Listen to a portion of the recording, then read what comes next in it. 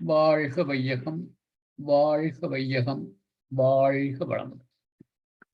இது Canada sky yoga மன்றத்தின் வாராந்த சிறப்பு சிந்தனை உரை நிகழ்ச்சி.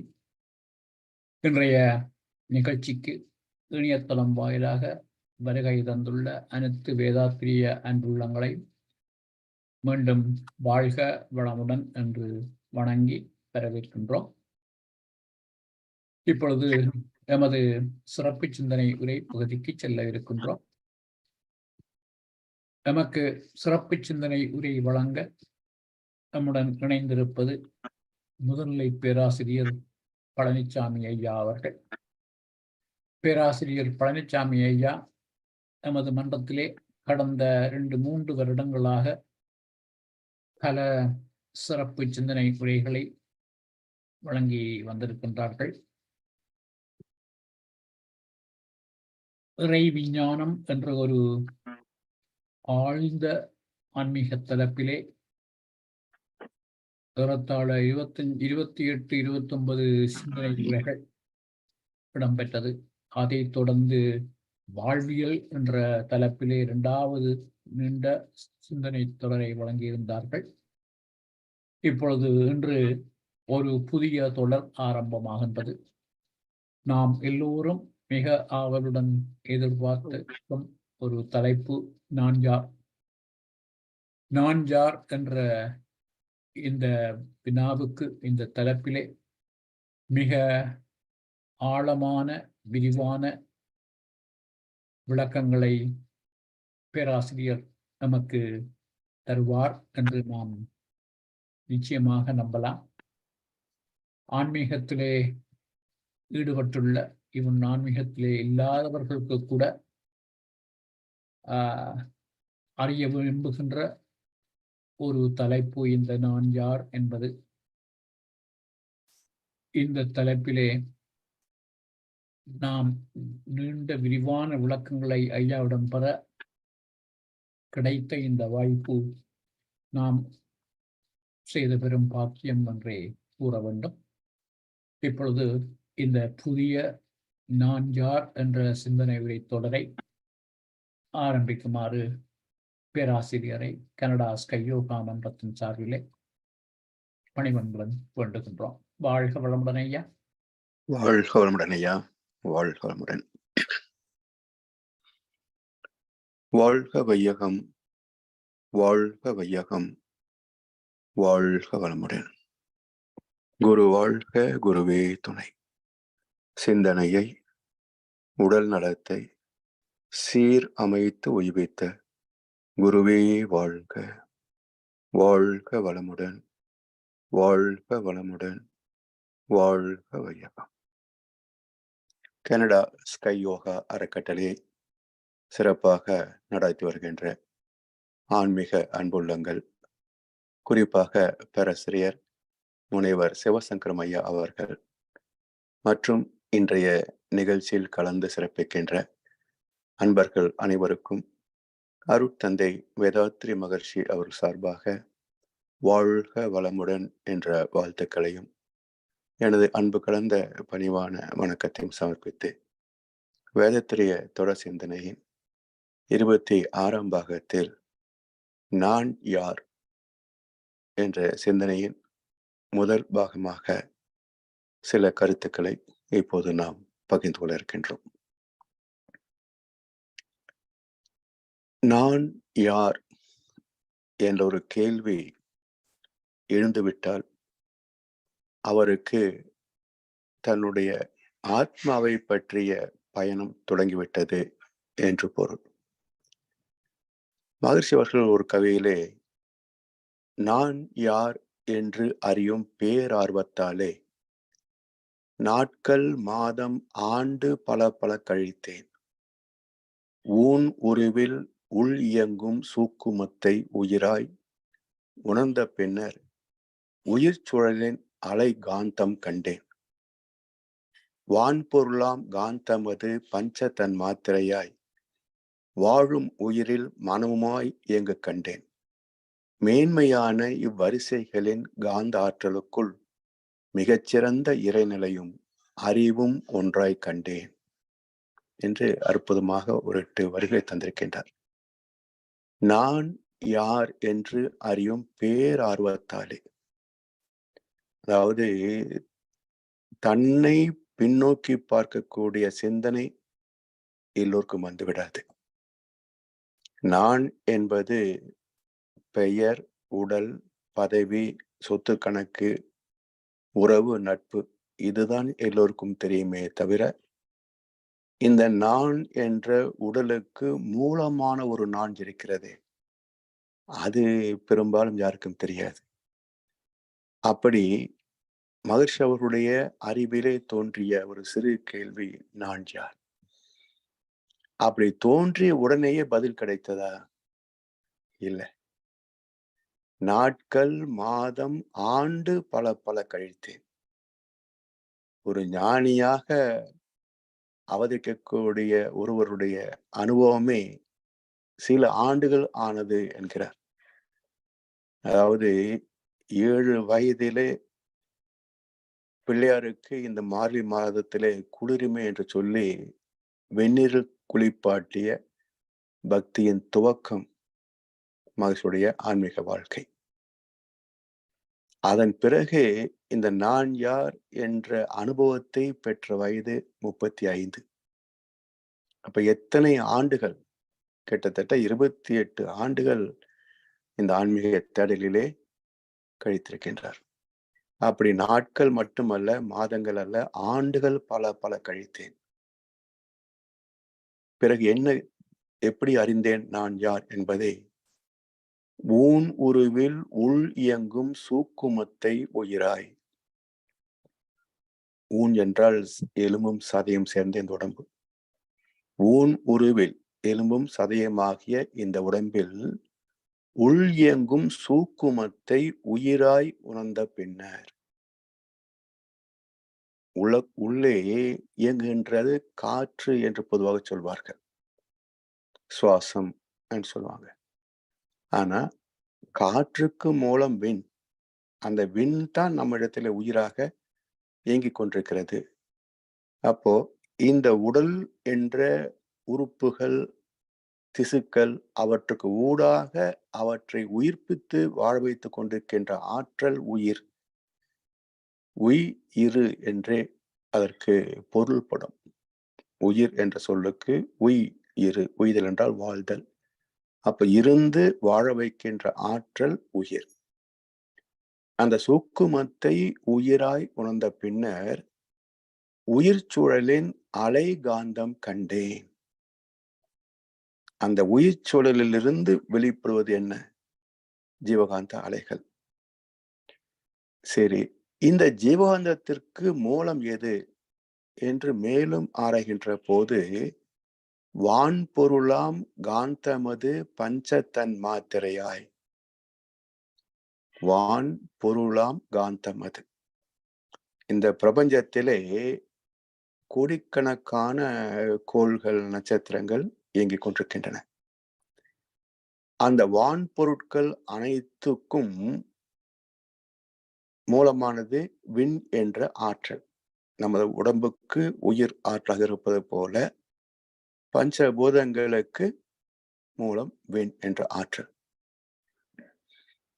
அதிலிருந்து 5 வகையாக காந்த அலைகள் வெளிப்பட்டு அவை தன்மாற்றம் அடைந்து 5 வகை, அதாவது அழுத்தம், ஒளி, சுவை, மனம் என்ற 5 வகை தன்மாற்றங்களாக பஞ்சபூதங்களில் வெளிப்படுகின்றன. வான்பொருளாம் காந்தமது பஞ்சத்தன் மாத்திரையாய் வாழும் உயிரில் மனமுமாய் இயங்க கண்டேன். அப்ப இந்த காந்த தன்மாற்றம் 5 பஞ்சபூதங்கள் வரைக்கும் ஜீவன் தோன்றுகின்ற போது, உயிர் தோன்றுகின்ற போது அது மன அலைகளாக 6ஆம் நிலையை தொடுகிறது. அப்போ அழுத்தம், ஒளி, சுவை, மனம் மற்றும் மனம், சரவண பவ என்கின்ற 6 தன்மாத்திரைகள். மேன்மையான இவ்வரிசைகளின் காந்தாற்றலுக்குள், அதாவது அது ஏன் மேன்மை மிக்கது என்றால், இதுதான் அனைத்திற்கும் மூலம். இருப்பு, இயக்கம், காந்தம் தானே பிரபஞ்சமே. இந்த 3 இல்லாத ஒன்றை நாம் காண முடியுமா? அதனால் அனைத்துக்கும் மூலமாகிய எதுவோ அது சிறப்பு மிக்கது தானே.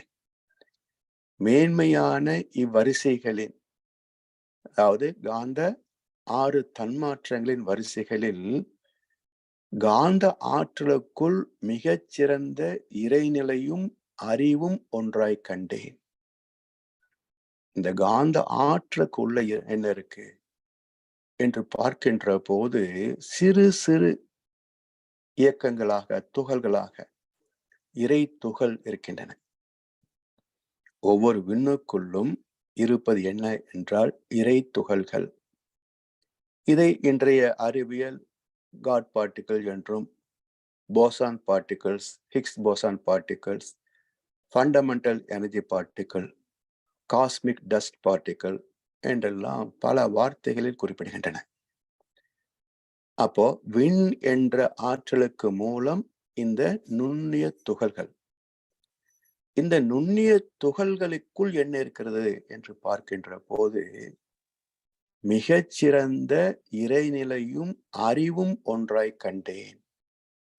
அப்ப இறைவன் எங்கே இருக்கிறான் என்றால் தூணிலும் இருப்பான், துரும்பிலும் இருப்பான் என்று எல்லோரும் பேசுகிறார்கள். ஆனால் வணங்குகின்ற உருவங்களிலே தூண் இருக்கிறதா, இல்லை துரும்பைத்தான் வணங்க முடிகிறதா? மனித வடிவங்களில் தான் தெய்வங்களை வணங்குகிறார்கள்.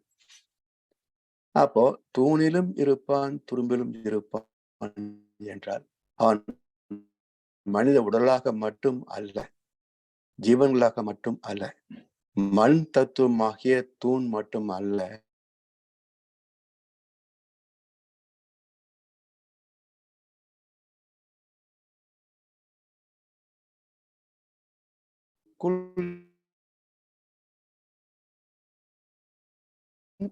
அறிவும் ஒன்றாய் கண்டேன்.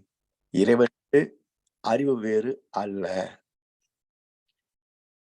ஏனென்றால் அறிவை கொண்டுதான் அனைத்தையும் அறிகின்றோம். பைபிளிலே ஒரு அற்புதமான வெளிப்படையான கருத்து. ஒரு நாள் இறைவன் இந்த பூமியை படைக்க விரும்பினான். அவ்வாறே இந்த பிரபஞ்சம் உருவாகியது. அதாவது மண் தத்துவமாக மண் உண்டாக கடவுது என்றார். அவ்வாறே இந்த பூமி உருவானது. 2ஆம் நாள் அதிலே காற்று உலவ கடவுது என்றார். அவ்வாறு காற்று உலாவியது. 3ஆம் நாள் அதிலே அக்னி உலக கடவுது என்றார். அவ்வாறு அக்னி உண்டானது. 4ஆம் நாள் அதிலே ஜலம் உண்டாக கடவுது என்றார். அவ்வாறு நீர் உருவானது. 5ஆம் நாள் தேவன் பல்வேறு ஜீவராசிகள் உருவாகவும் அவை தம்மில் தாமே ஜீவன்களை உருவாக்கி கொண்டு சுகித்திருக்கவும் கடவுது என்று ஆசீர்வதித்தார். 6ஆம் நாள் இறைவன் தன்னை போல சாயல் உள்ள ஒன்றை படைக்க விரும்பி அவ்வாறே படைத்து அவனுக்கு ஆதாம் என்று பெயரிட்டு அழைத்தார். 7ஆம் நாள் இறைவன் ஓய்வு நாளாக அறிவித்தான். இந்த 7 அம்சங்களுக்குள் மிக அற்புதமான ஒரு பரிணாம நீதியை ஓல்டு டெஸ்டமெண்ட் என்று சொல்லக்கூடிய பரிசுத்த வேதாகமத்திலே முதல் அத்தியாயத்தில் குறிப்பிடப்படுகிறது. ஆதியாகமம் என்ற அத்தியாயத்தில் குறிப்பிடப்படுகிறது. இதுல மண் முதல் தோன்றியதா, காற்று முதலில் தோன்றியதா, அல்லது நெருப்பு நீர் முதலில் தோன்றியதா என்ற ஒரு வரிசை அங்கு இல்லை. இந்த இடத்திலே வருகின்ற போது அவ்வை பிராட்டியா சொல்கின்றார், நிலம் 5, நீர் 4, நீடங்கி 3, உளவ 2, 1 வெண். பரமாய சக்தியுள் பஞ்சமாபூதம் தரம் மாறி தோன்றும் பிறப்பு என்றார். ஏன் நிலமாக வைத்தார் என்றால், நாம் முதலில் பார்க்கக்கூடியது இந்த நிலம், திடப்பொருட்கள் தான். ஆனால் அது வந்த வகை எங்கே என்றால் 5வதாக வாய்ந்தது நிலம் 5. அதற்கு முன்பு நிலம் இல்ல. நீர் வரைக்கும் 4ஆக இருந்தது. அதற்கு முன்பு நீர் கிடையாது. நெருப்பு வரைக்கும் 3ஆக இருந்தது. அதற்கு முன்பு காற்று வரைக்கும் 2ஆக இருந்தது. அதற்கு முன்பு விண் என்ற 1ஆக இருந்தது. அதற்கு முன்பு என்ன இருந்தது?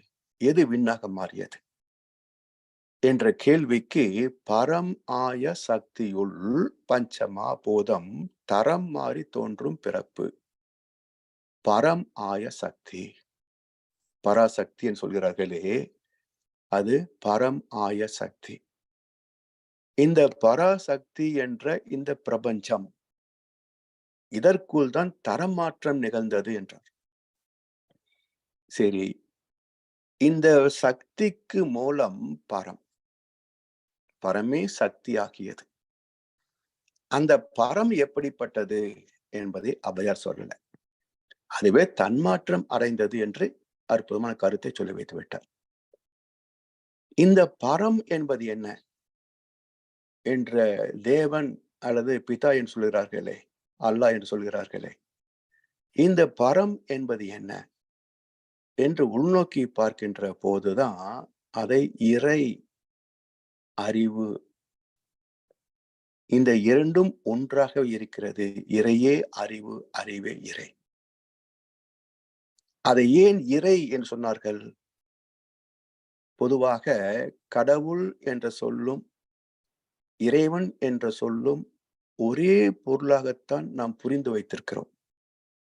ஆனால் அடிப்படையில் இரண்டும் வேறு வேறு. இறைவன் வேறு, கடவுள் வேறு.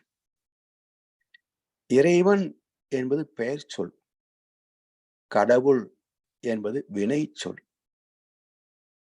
ஏன் இந்த வினை சொல்லப்படுகிறது? ஏன் பெயர் முதலிலே சொல்லப்படுகிறது என்றால், இறை என்றால் இறைந்து கிடப்பது. இப்போ ஒரு கடுகு அல்லது இன்னும் நுண்ணிய தானியம் என்றால் கசகசா அல்லது திணை, கம்பு சொல்கிறோம் இல்லையா? இது போல ஒரு நுண்ணிய தானியம் வைத்துக் கொள்ளுங்களேன். அறுவடை ஆகி அதை ஒரு இடத்துல குவித்து வைப்பார்கள். பிறகு அது மூட்டையாக கட்டுவார்கள். அந்த மூட்டையாக கட்டுகின்ற வரைக்கும் அந்த அறையில எந்த இடத்துல அந்த தானியம் இருக்காது, எங்கும் இறைந்துதான் கிடக்கும். அது மட்டும் இல்லை, இப்ப மூட்டையா கட்டியாச்சு, ஒரு மூட்டை ஒரு இடத்துல இருக்கு. ஒரு குழந்தை அதை பிரித்து கீழே கொட்டி விட்டது. இப்போ அப்பா வந்து பார்க்கும்போது என்ன சொல்லுவாங்க? என்ன இது எல்லாம் ஏகத்துல இறைஞ்சு கிடக்குதுன்னு சொல்லுவார். ஏகத்திற்கும் இறைந்து கிடக்கிறது. எப்படி? அங்கு இங்கு எனாதபடி எங்கும் பிரகாசமாய் ஆனந்த பூர்த்தியாகி அருளோடு நிறைந்தது எது என்று கேட்டாரே தாயுமானார். அப்படி இங்கு இருக்கிறது அங்கு இல்லை என்று சொல்ல முடியாதபடி எங்கும் நீக்கமற நிறைந்திருப்பது, இறைந்திருப்பது இறைநிலை. அது பெயர் சொல். இந்த இறைவனை எப்படி அறிவது என்ற ஒரு கேள்வி வந்து அந்த கேள்விக்கான வழியை கண்டெடுத்து இப்படி இறைவனை அடையலாம் என்று ஒரு ஆன்மீக பாதை அமைக்கின்ற போது அந்த பாதைக்கு பெயர் கடவுள். அதாவது இறைவனை எப்படி அறிய முடியும் தெரியுமா? அதாவது பகவத்கீதையில ஒரு அருமையான ஸ்லோகம் உண்டு. அர்ஜுனன் கேட்கிறான், நீ கீதை உபதேசம் செய்கின்ற போது நீ ஜீவாத்மா பரமாத்மா என்றெல்லாம் பேசுகிறாயே கண்ணா. சரி, எனக்குள் ஜீவாத்மா இருப்பதாக நான் ஏற்றுக்கொள்கிறேன். நீயும் மனித வடிவத்திலே இல்லை என்று சொல்கிறாய். இந்த ஒரு உருவத்தில் மட்டுமே இல்லை, நான் பல்வேறு உருவங்களிலே எங்கும் நிறைந்திருப்பேன் என்று விஸ்வரூப தரிசனத்துல சொல்கிறாய்.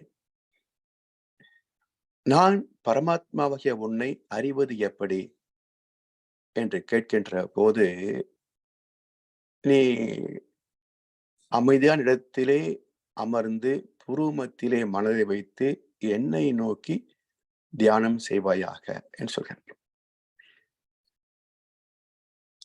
அப்படி தியானம் செய்கின்ற போது மனம் ஒடுங்கி என்னை நீ அறியலாம் என்று கருத்து சொல்ற. இப்போ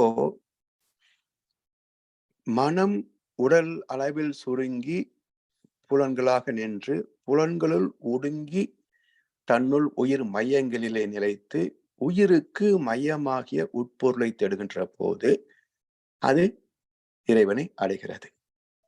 அப்ப அது பயணத்திற்கு என்ன சொல்கின்றோம்? இதுவரைக்கும் மனம் உடலை விட்டு வெளியேத்தான் பயணிக்கிறது. ஒரு சின்ன உதாரணம் பாருங்களேன். இதுவரைக்கும் ஊடகங்களிலே அல்லது நாம் கண்கள் வழியாக எத்தனை காட்சிகளை பார்த்தோமோ அத்தனை காட்சிகளும் நினைத்த மாத்திரத்தில் நம்முடைய மனதிலே மூளையிலே அகக்காட்சிகளாக தெரியும். ஆனால் நம்முடைய முகத்தை நினைச்சு பாருங்க. அவரவர் முகங்களை நினைச்சு பாருங்க. உடனே நம்முடைய மூளையில் அது பிரதிபலிக்கிறதா? இல்லை. அப்போ நான் யார் என்ற கேள்வியில எளிதில் ஒரு விளக்கம் வேண்டும் என்றால், எத்தனையோ முகங்களை நினைத்த அளவில் நினைவு கூர்கிறாயே, உன் முகம் எப்படி என்று கேட்டால் என் முகத்தை நான் காண முடியவில்லையே. அதுக்குத்தான் கண்ணாடி பயிற்சி. நம்முடைய உருவத்தையே பார்த்து பார்த்து பழகினால்தான் நினைத்த மாத்திரத்தில் எனது முகம், எனது உருவம் எனக்கு தெரியும். என்னுடைய மூளையிலே பிரதிபலிக்கும். அதுபோல இந்த மனம் எதை எல்லாம் அறிந்திருக்கிறதோ எல்லாம் வெளியே புலன் வழி உலகத்தில் பொருட்களோடும் மக்களோடும் தொடர்பு கொண்டுதான் மனம் அனுபவங்களை பெறுகிறது. எப்பவும் மனம் உள்நோக்கி பயணிப்பதே இல்லை. சாதாரண மக்களுக்கு மனமானது எந்த நேரத்திலும் காலத்திலும் உள்நோக்கி பயணிப்பதே கிடையாது. அதுதான் பைபிள்ல சொல்லுவார்கள், மனம் திரும்புங்கள். மனம் வெளியே போகுது, அந்த மனதை உள்நோக்கி திருப்புங்கள். பரலோக ராஜ்யம் சமீபித்திருக்கிறது. பரமாத்மா எங்கேயோ இல்லை, உனக்குள்ளேயும் இருக்கிறது. அப்ப உனக்குள் டைவ் இன் இஸ் டிவைன். உனக்குள் பார்த்தாலே அந்த இறைவனை அறியலாம். அப்போ உள் கடந்து பயணிப்பதுதான் கடவுள். டைவ் இன், அதான் டிவைன், அதான் கடவுள். அப்போ இறைநிலை என்பது பெயர் சொல். அந்த இறைவனை அறிவதற்கான முயற்சி, பயிற்சி, பாதை, பயணம் கடவுள். அந்த இறைவனை அறிகின்ற போது அது அடிப்படையில் எதுவாக இருக்கிறது என்றால் அறிவாகவே இருக்கிறது.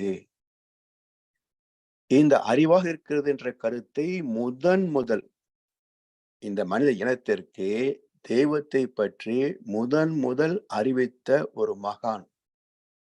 அவருக்கு எந்த மதமும் கிடையாது, எந்த சமயமும் கிடையாது. அவர் அறிவித்த உண்மை என்ன என்றால் தத்புருஷ. அதுதான் பிற்காலத்திலே அதை சைவ சித்தாந்தம் என்று பெயர் வைத்தார்கள். அப்ப சைவம் தான் உலகில் முதல் தோன்றிய கடவுளை பற்றிய தேடல். அது மட்டுமல்ல, அவங்க என்ன கண்டாங்க? தத்புருஷ. தத் என்பது இறைநிலை, புருஷ என்றால் அறிவு. அப்போ அறிவே தெய்வம். அப்ப சைவ சித்தாந்தம் அறிவித்த அறிவே தெய்வத்தை தான் மக்கள் உணராததை மகரிஷி மீண்டும் அதை நினைப்படுத்தினார். அறிவே தெய்வம். அஞ்சுவதேன் துணிந்துரைப்போம், அறிவேதான் தெய்வம் என்றார். இந்த இறைநிலை அறிவாக இருக்கிறது என்பதை பைபிளும் கண்டது. பிறகு அவங்க என்ன சொல்றாங்க? ஈடன் தோட்டத்தின் மையத்தில் அறிவு விருட்சம். இப்ப நாளைக்கு கிறிஸ்துமஸ் கொண்டாட இருக்கிறாங்க மக்கள். இன்றைக்கு இரவே கிறிஸ்துமஸ் விழா தொடங்கிவிடும். இரவு முழுவதும் ஜெபம் செய்வார்கள். அப்ப என்ன சொல்கிறது? ஏடன் தோட்டத்தின் மையத்தில் அறிவு விருட்சம். இப்போ ஈடன், கார்டன், ஃபாரஸ்ட், ஜங்கிள். இதற்கு மூலமாக டென் என்று ஒரு வார்த்தை உண்டு. இப்ப இந்த வார்த்தைகளுக்கெல்லாம் என்ன பொருள்? ஃபாரஸ்ட் என்பது திக்கு தெரியாத காடு. எந்த பக்கம் என்ன திசை என்று கண்டுபிடிக்க முடியாதது ஜங்கிள். ஃபாரஸ்ட் என்பது சில பாதைகள் உண்டு, குறிப்பிட்டவர்களுக்கு மட்டுமே அதிலே பயணம் செய்ய முடியும், பயணித்த இடத்தை திரும்பி வரவும் முடியும். அது குறிப்பிட்டவர் மட்டுமே தெரிந்தது ஃபாரஸ்ட், காடு. கார்டன், தோட்டம், அது மனிதன் உருவாக்கிய இடம். யாரும் போகலாம், கண்டு கழிக்கலாம், திரும்பி வரலாம். பிறகு ஈடன், டென் என்பது என்ன என்றால், ஈடன் என்பது தி சொல்லுவார்கள் தி pure and unspoiled part of land with its purity and divinity என்று கூகுளில் அதுக்கு அர்த்தம் சொல்கிறது. அதாவது ஈடன் என்பது தி unspoiled part of land with its purity and divinity. அதாவது தோன்றிய போது எந்த களங்கமும் மாசு மருவும் இல்லாதது எதுவோ அதுவே ஈடன். அப்போ இந்த ஈடன் எங்கே இருந்தது என்றால், அங்கே அறிவு விருட்சமாக இருந்தது. மையத்திலே அறிவு விருட்சமாக இருந்தது. அந்த அறிவு விருட்சத்தில் பிறந்தது அறிவு கனி. அப்போ ஆதாம் ஏவாளுக்கு இறைவன் என்ன கட்டளையிட்டான்? அந்த அறிவுக்கனியை புசிக்க கூடாது, இந்த ஈடன் தோட்டத்தில் நீ ஆனந்தமாக வாழலாம் என்று சொல்லி சென்றார். இதுல ஒரு நாள் ஒரு பாம்பு ஏவாளை கேட்கிறது, நீங்கள் இந்த ஈடன் தோட்டத்தில் உள்ள எல்லா கனிகளையும் பொருட்களையும் தூய்த்திருக்கிறீர்களா? ஏவாள் சொன்னால், நாங்கள் எல்லாவற்றையும் தூய்த்திருக்கிறோம், அறிவு கனியை தவிர. ஏன் அதை புசிக்கவில்லை? அதை புசிக்க கூடாது என்று தேவன் மறுதளித்திருக்கிறார். பாம்பு சொன்னது, உன்னுடைய தேவன் உன்னை ஏமாற்றி விட்டார். நாத்திகம் எங்கே பிறந்ததுங்க? தமிழ்நாட்டில திமுக நாத்திகத்தை உருவாக்கல, திக நாத்திகத்தை உருவாக்கல, பெரியார் நாத்திகத்தின் தந்தை அல்ல. நாத்திகம் எங்கே பிறந்தது? பைபிளிலேயே நாத்திகம் இருக்கிறது. என்ன சொல்றாரு? உன் தேவன் உன்னை ஏமாற்றி விட்டான். சரி, நீ அந்த அறிவுக்கனியை புசித்துப்பார், நீயும் உன் தேவனைப் போலவே ஆகிவிடலாம் என்று பாம்பு ஏவாளை வற்புறுத்தியது. அறிவுக்கனியை புசித்தால் ஒரு வித்தியாசமான, சொல்ல முடியாத ஒரு இன்பத்தை உணர்ந்தாள். அந்த இன்பத்தை தன்னுடைய சக மனிதன் ஆதாமும் உணர வேண்டும் என்று ஏவாள் ஆதாமை வற்புறுத்தி அறிவுக்கனியை புசிக்க செய்தாள். இதுக்கு அப்புறம் வருகின்ற வசனம் ரெண்டுமே மிக அற்புதமான வசனங்கள் பைபிள்ல. அறிவுக்கனி புசித்த உடனே ஆதாமும் ஏவாளும் தாங்கள் நிர்வாணமாக இருக்கிறோம் என்பதை அறிந்தார்கள். இதுவரைக்கும் அறியாத ஒன்றை இப்போது அறிகிறார்கள். அப்ப என்ன பொருள்? மகர்ஷி சொல்றார்கள், அறியும் திறன் உடையது அறிவு. பைபிள் சொல்கிறது, அறிவுக்கனி புசித்த பிறகு அவர் உணர்ந்த முதல் உண்மை என்ன என்றால், தாங்கள் நிர்வாணமாக இருக்கிறோம் என்பதை உணர்ந்தார்கள். அடுத்த வசனம், அன்று ஆதாம் முதன் முறையாக ஏவாளை அறிந்தான். இரண்டாவது உணர்வு. அதன் வெளிப்பாடு என்ன என்பதை அடுத்த வசனம் சொல்கிறது, அவர்களுக்கு ஒரு ஆண் குழந்தை பிறந்தது. இந்த 3 வசனங்களும் மிக முக்கியமானவை, ட்ரினிட்டி என்று கூட சொல்லலாம். ஒன்று அறிவே அறிகுறி திறம் வாய்ந்தது. இரண்டாவது, அந்த அறிவை கொண்டே அனுபவங்களை பெறுகிறோம். மூன்றாவது, தூய்மையான அன்ஸ்பாயில்டு பார்ட் ஆஃப் லேண்ட் சொன்னாங்க இல்லையா, அந்த தூய்மை இருக்கின்ற போது தூய்மைக்கு தூய்மையே பிறக்கிறது, அறிவுக்கு அறிவு பிறக்கிறது. அப்போ அவருக்கு ஆண் குழந்தை பிறந்தது என்பது இனத்தை குறிப்பது அல்ல, தூய்மையை குறிப்பது. இதே கருத்தை தான் கந்த புராணத்திலையும் கம்ப ராமாயணத்திலேயும் என்ன சொல்றாங்க, ஒரு மகரிஷி, பரத்வாஜ மகரிஷி ஏதோ ஒரு பேர், அவருக்கும் கைகசி என்ற ஒரு அரக்கிக்கும் ஏற்பட்ட உறவில் தோன்றியவன் கும்பகர்ணன், ராவணன். அதன் பிறகு அடுத்த பிறந்த குழந்தை கும்பகர்ணன், பிறகு விபீஷணன், பிறகு சூர்பனகை. இந்த 4 பேரும் 4 வகையான குணாம்சங்கள். ராவணன் என்பது தன்னை திருத்திக் கொள்ள விரும்பாத அடமண்ட் ஈகோ. கும்பகர்ணன் சகல சாஸ்திரங்களும் கற்று தேர்ந்து நீதி தவறாதவன் மட்டுமல்ல, பிறருக்காகவே தன்னை அர்ப்பணித்துக் கொண்ட சமுதாய நலத்தொண்டன். கர்ணன், விகர்ணன், கும்பகர்ணன் இந்த 3 கதாபாத்திரங்களும் தங்களுக்காக வாழ்ந்தவர்கள் அல்ல, தன் துணைகளுக்காக, உறவுக்காக வாழ்ந்தவர்கள். விபீஷணன் சாஸ்திரங்கள் அனைத்தும் கற்றவன் மட்டும் அல்ல, அதையே வாழ்க்கையாக கொண்டு பின்பற்றிய ஞானி. சூர்பனகை ஆசை வயப்பட்ட, உணர்ச்சி வயப்பட்ட ஆசைகளின் பிம்பம். சரி, ஒரு ரிஷி, ஒரு அரக்கி, 2 பேர் கலந்ததிலே 4 வகை குழந்தைகள். ஏன்? ரிஷி அறிவு, கைகசி அரக்கி தீய குணங்கள், ஆணவம். இந்த அறிவும் ஆணவமும் கலந்த நேரத்தில் முதல் அனுபவத்தில் ஆணவம் உச்சத்தில் நின்றதால் ராவணன் பிறந்தான். பிறகு ஆணவம் சற்று அடங்கி அறிவோடு இணங்கிய போது சாஸ்திரங்களை கற்று அதன்படி வாழ வேண்டும் என்ற கும்பகர்ணன் பிறந்தான். கைகசிக்குள்ளும் அறிவு இருக்கிறதே, அறிவு இல்லாத இயக்கம் எதிலையும் கிடையாது. அணுவிலும் இறைநிலைதான், அணு குண்டுக்குள்ளும் இறைநிலையே தான். அணு மின்சக்தி தருகிறது, அணுகுண்டு அனைத்தையும் அழிக்கிறது. அப்ப ஆக்குதல் அழித்தல் இரண்டிலும் இறைவனே.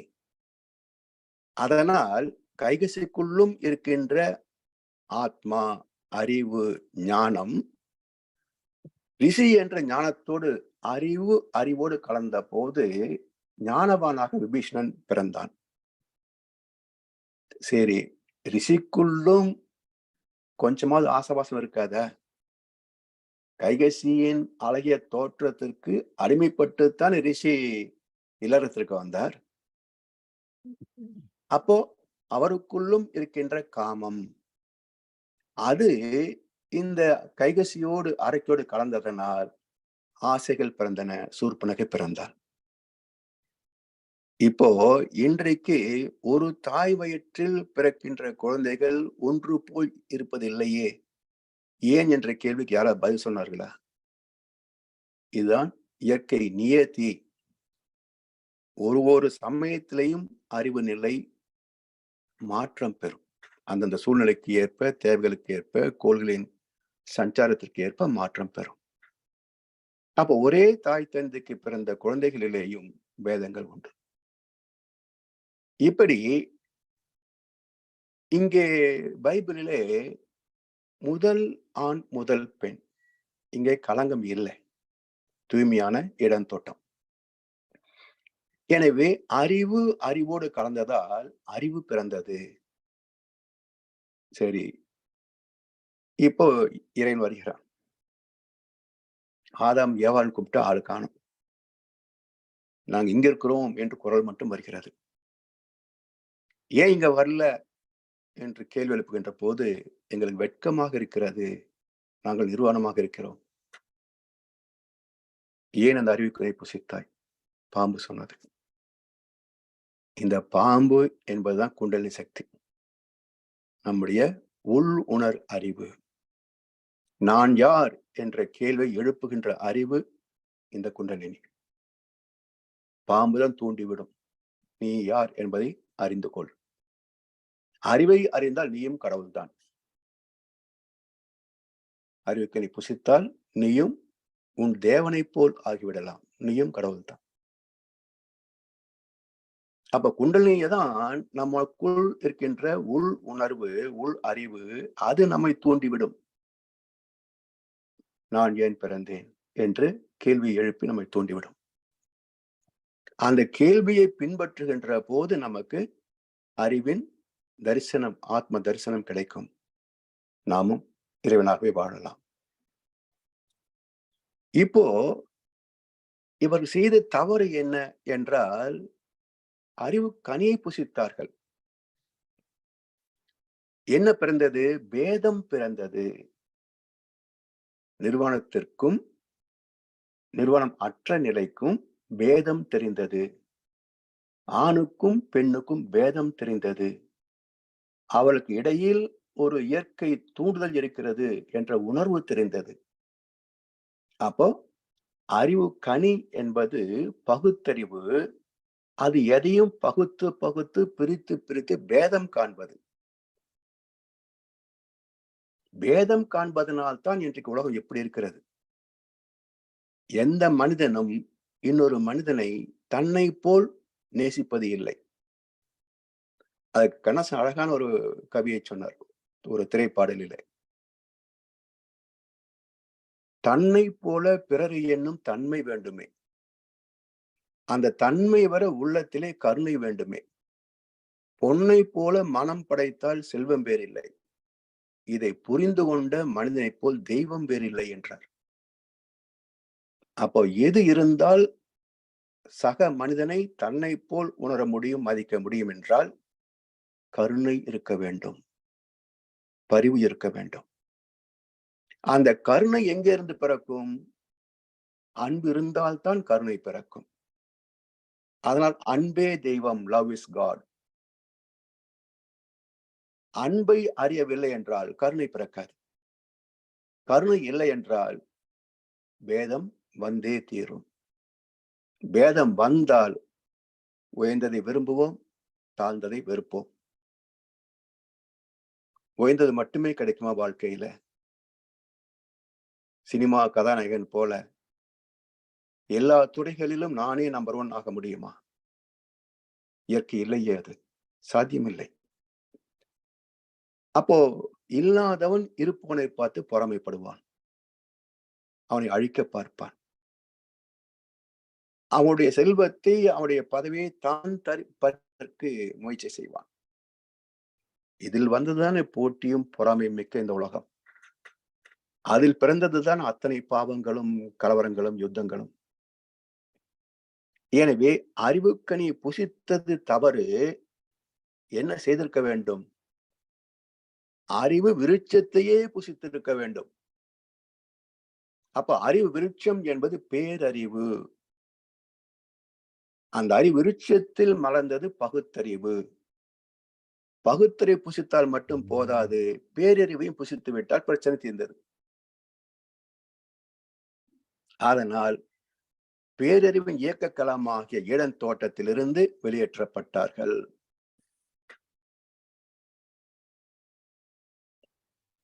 இப்போ தாயின்குள் அனைத்தும் இலவசமாக பெற்றுக் கொண்டிருந்தோம். பிரசவம்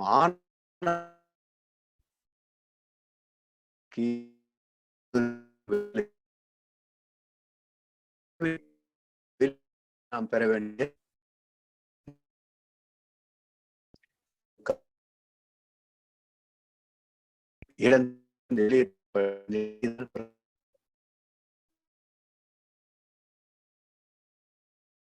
ஐயா, உங்களுடைய மைக் கொஞ்சம் ஒழுங்கா வேலை செய்யலை. இப்ப கடந்த 2-3 நிமிடங்கள் ஒன்றும் கேட்க முடியவில்லை. விட்டு விட்டு வந்ததுங்க ஐயா.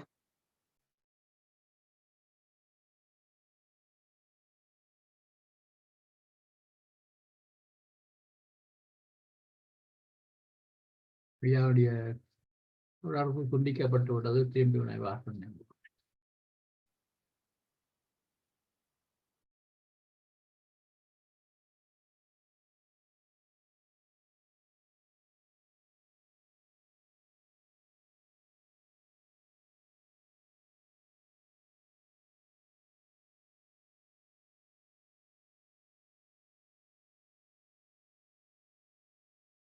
வாழ்களுடன் இன்டர்நெட் ப்ராப்ளம் ஐயா. ஆமா ஐயா. கடந்த 4-5 மினிட்ஸ் கொஞ்சம் தாங்கப்பட்டது ஐயா. ஓகே. மீண்டும் அந்த இடம் தோட்டத்திற்குள் பிரவேசிக்க வேண்டும் என்றால் இந்த பகுத்தறிவு பேரறிவாக மாற்றம் பெற வேண்டும். நான் யார் என்ற கேள்வி எழுப்பி நான் அறிவே தெய்வம் என்பதை அறிய வேண்டும். அதற்கான வழிவகைகளைத்தான் அடுத்த வசனங்கள் பேசுகின்றன. அதையே புதிய ஏற்பாட்டிலே இயேசுபிரான் என்னும் மக்களுக்கு புரியக்கூடிய வகையிலே பல கருத்துக்களை பேசினார். இப்படி இந்த மனித உடல், அதற்கு மூலமாகிய இறைநிலை, இது அறிவதற்கான வழிவகை உள் கடந்து பயணிப்பது. சமுதாயம் தெரிந்து கொள்ள வேண்டிய இயற்கை ரகசியம் நான் யார். ஒவ்வொரு மனிதனுக்கும் நான் யார் என்ற அறிவு வந்துவிட்டால், இந்த வாழ்க்கையின் நோக்கம் தெரிந்துவிட்டால், நமக்கு என்ன தேவை, எவ்வளவு தேவை, எப்போது தேவை, ஏன் தேவை என்ற கேள்விகளுக்கு விடை கிடைத்துவிடும். அப்போது இந்த உலகத்தில் உணவுக்கோ மற்ற பொருட்களுக்கோ பஞ்சமே இல்லை என்பதை உலகம் அறிந்து கொள்ளும். இப்போ இந்த நான் யார் இரண்டு எழுத்துக்களில், 2 வார்த்தைகளில் ஒரு மிகச்சிறிய கேள்வி.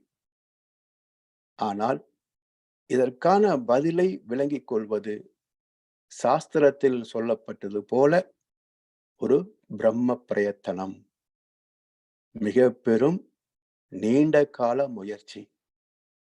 நாட்கள் அல்ல, மாதங்கள் அல்ல, ஆண்டுகள் பல ஆகும். ஞானம் உடனே வந்து விடாதுங்க. பல பேர் என்ன நினைக்கிறார்கள் என்றால், கையை கோர்த்து கண்ணை மூடிவிட்டால் தவம் என்று நினைக்கிறார்கள். தவம் படைவிட்டால் ஞானம் பெற்றுவிட்டேன் என்று நினைக்கிறாங்க. அவ்வளவு எளிதில் கிட்டுவதெல்லாம் ஞானம். உலகத்திற்கே வழிகாட்டக்கூடிய வேதத்திலே மகர்ஷிக்கே 28 ஆண்டுகள் தேவைப்பட்டது என்றால் நாமெல்லாம் எந்த மூளைக்கு?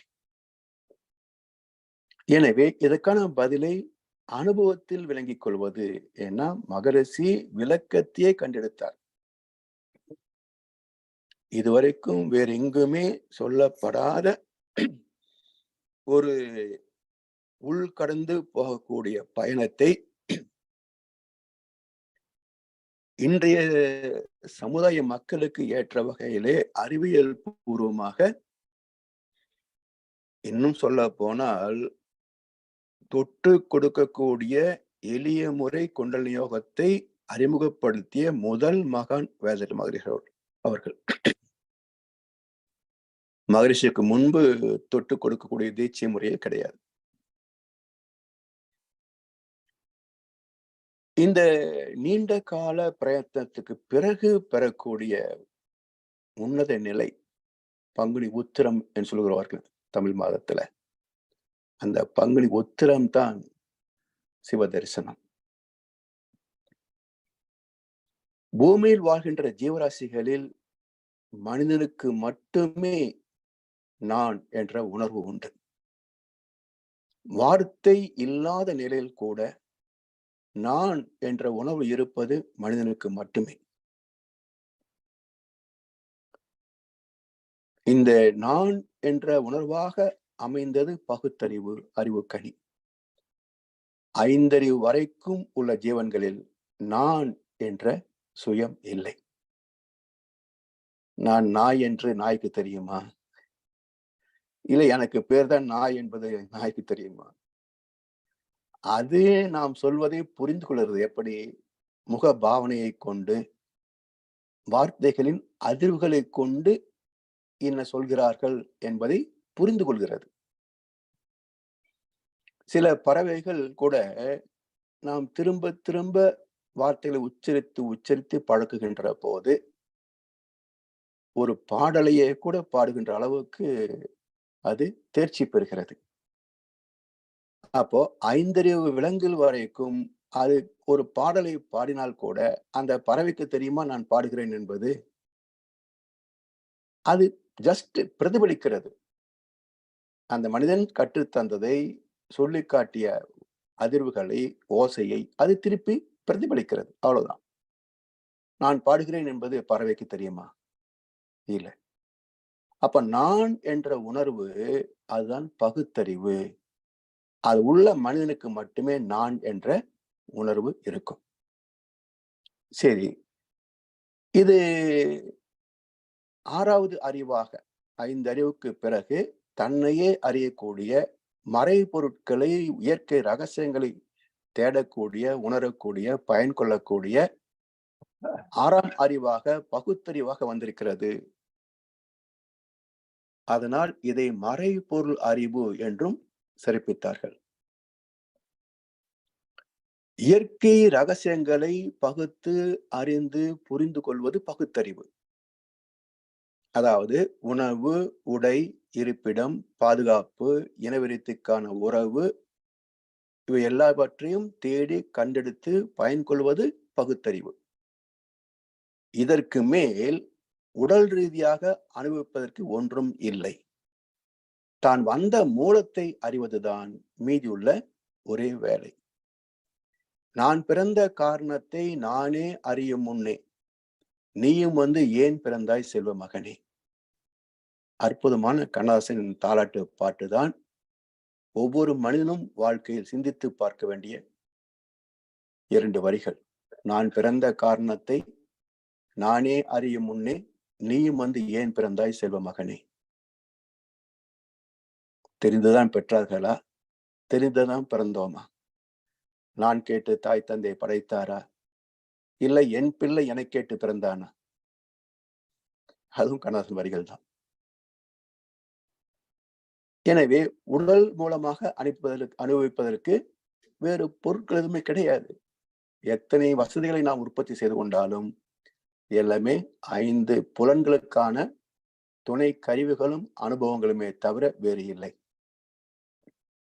அப்ப 6வது அறிவுக்கு வேலை என்ன?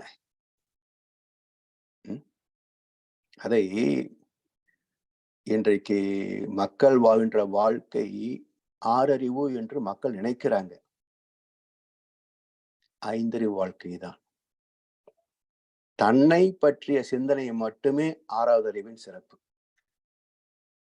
இயற்கை வளங்களை தோண்டி கண்டெடுத்து பயன்படுத்துவது இதெல்லாமே அனுபவங்களை சார்ந்தது, மூளையை சார்ந்தது. தன்னை அறிகின்ற அறிவே 6ஆம் அறிவின் சிறப்பு. அப்போ 5க்கும் 6க்கும் இடையிலே வாழ்கின்ற அரை வேக்காடுகள் சொல்றோமே, அவங்கதான் 99.9% மக்கள் இந்த உலகத்துல. அதை கண்ணதாசன் அழகா ஒரு பாடல சொன்னார். 6 அறிவில் ஓரறிவு அவுட்டு, இருக்கும் 5 அறிவும் நிலைக்குமான அதுவும் கூட டவுட் என்று ஒரு பாடலில் பேசி வேடிக்கையாக ஒரு பாடல் உண்டு.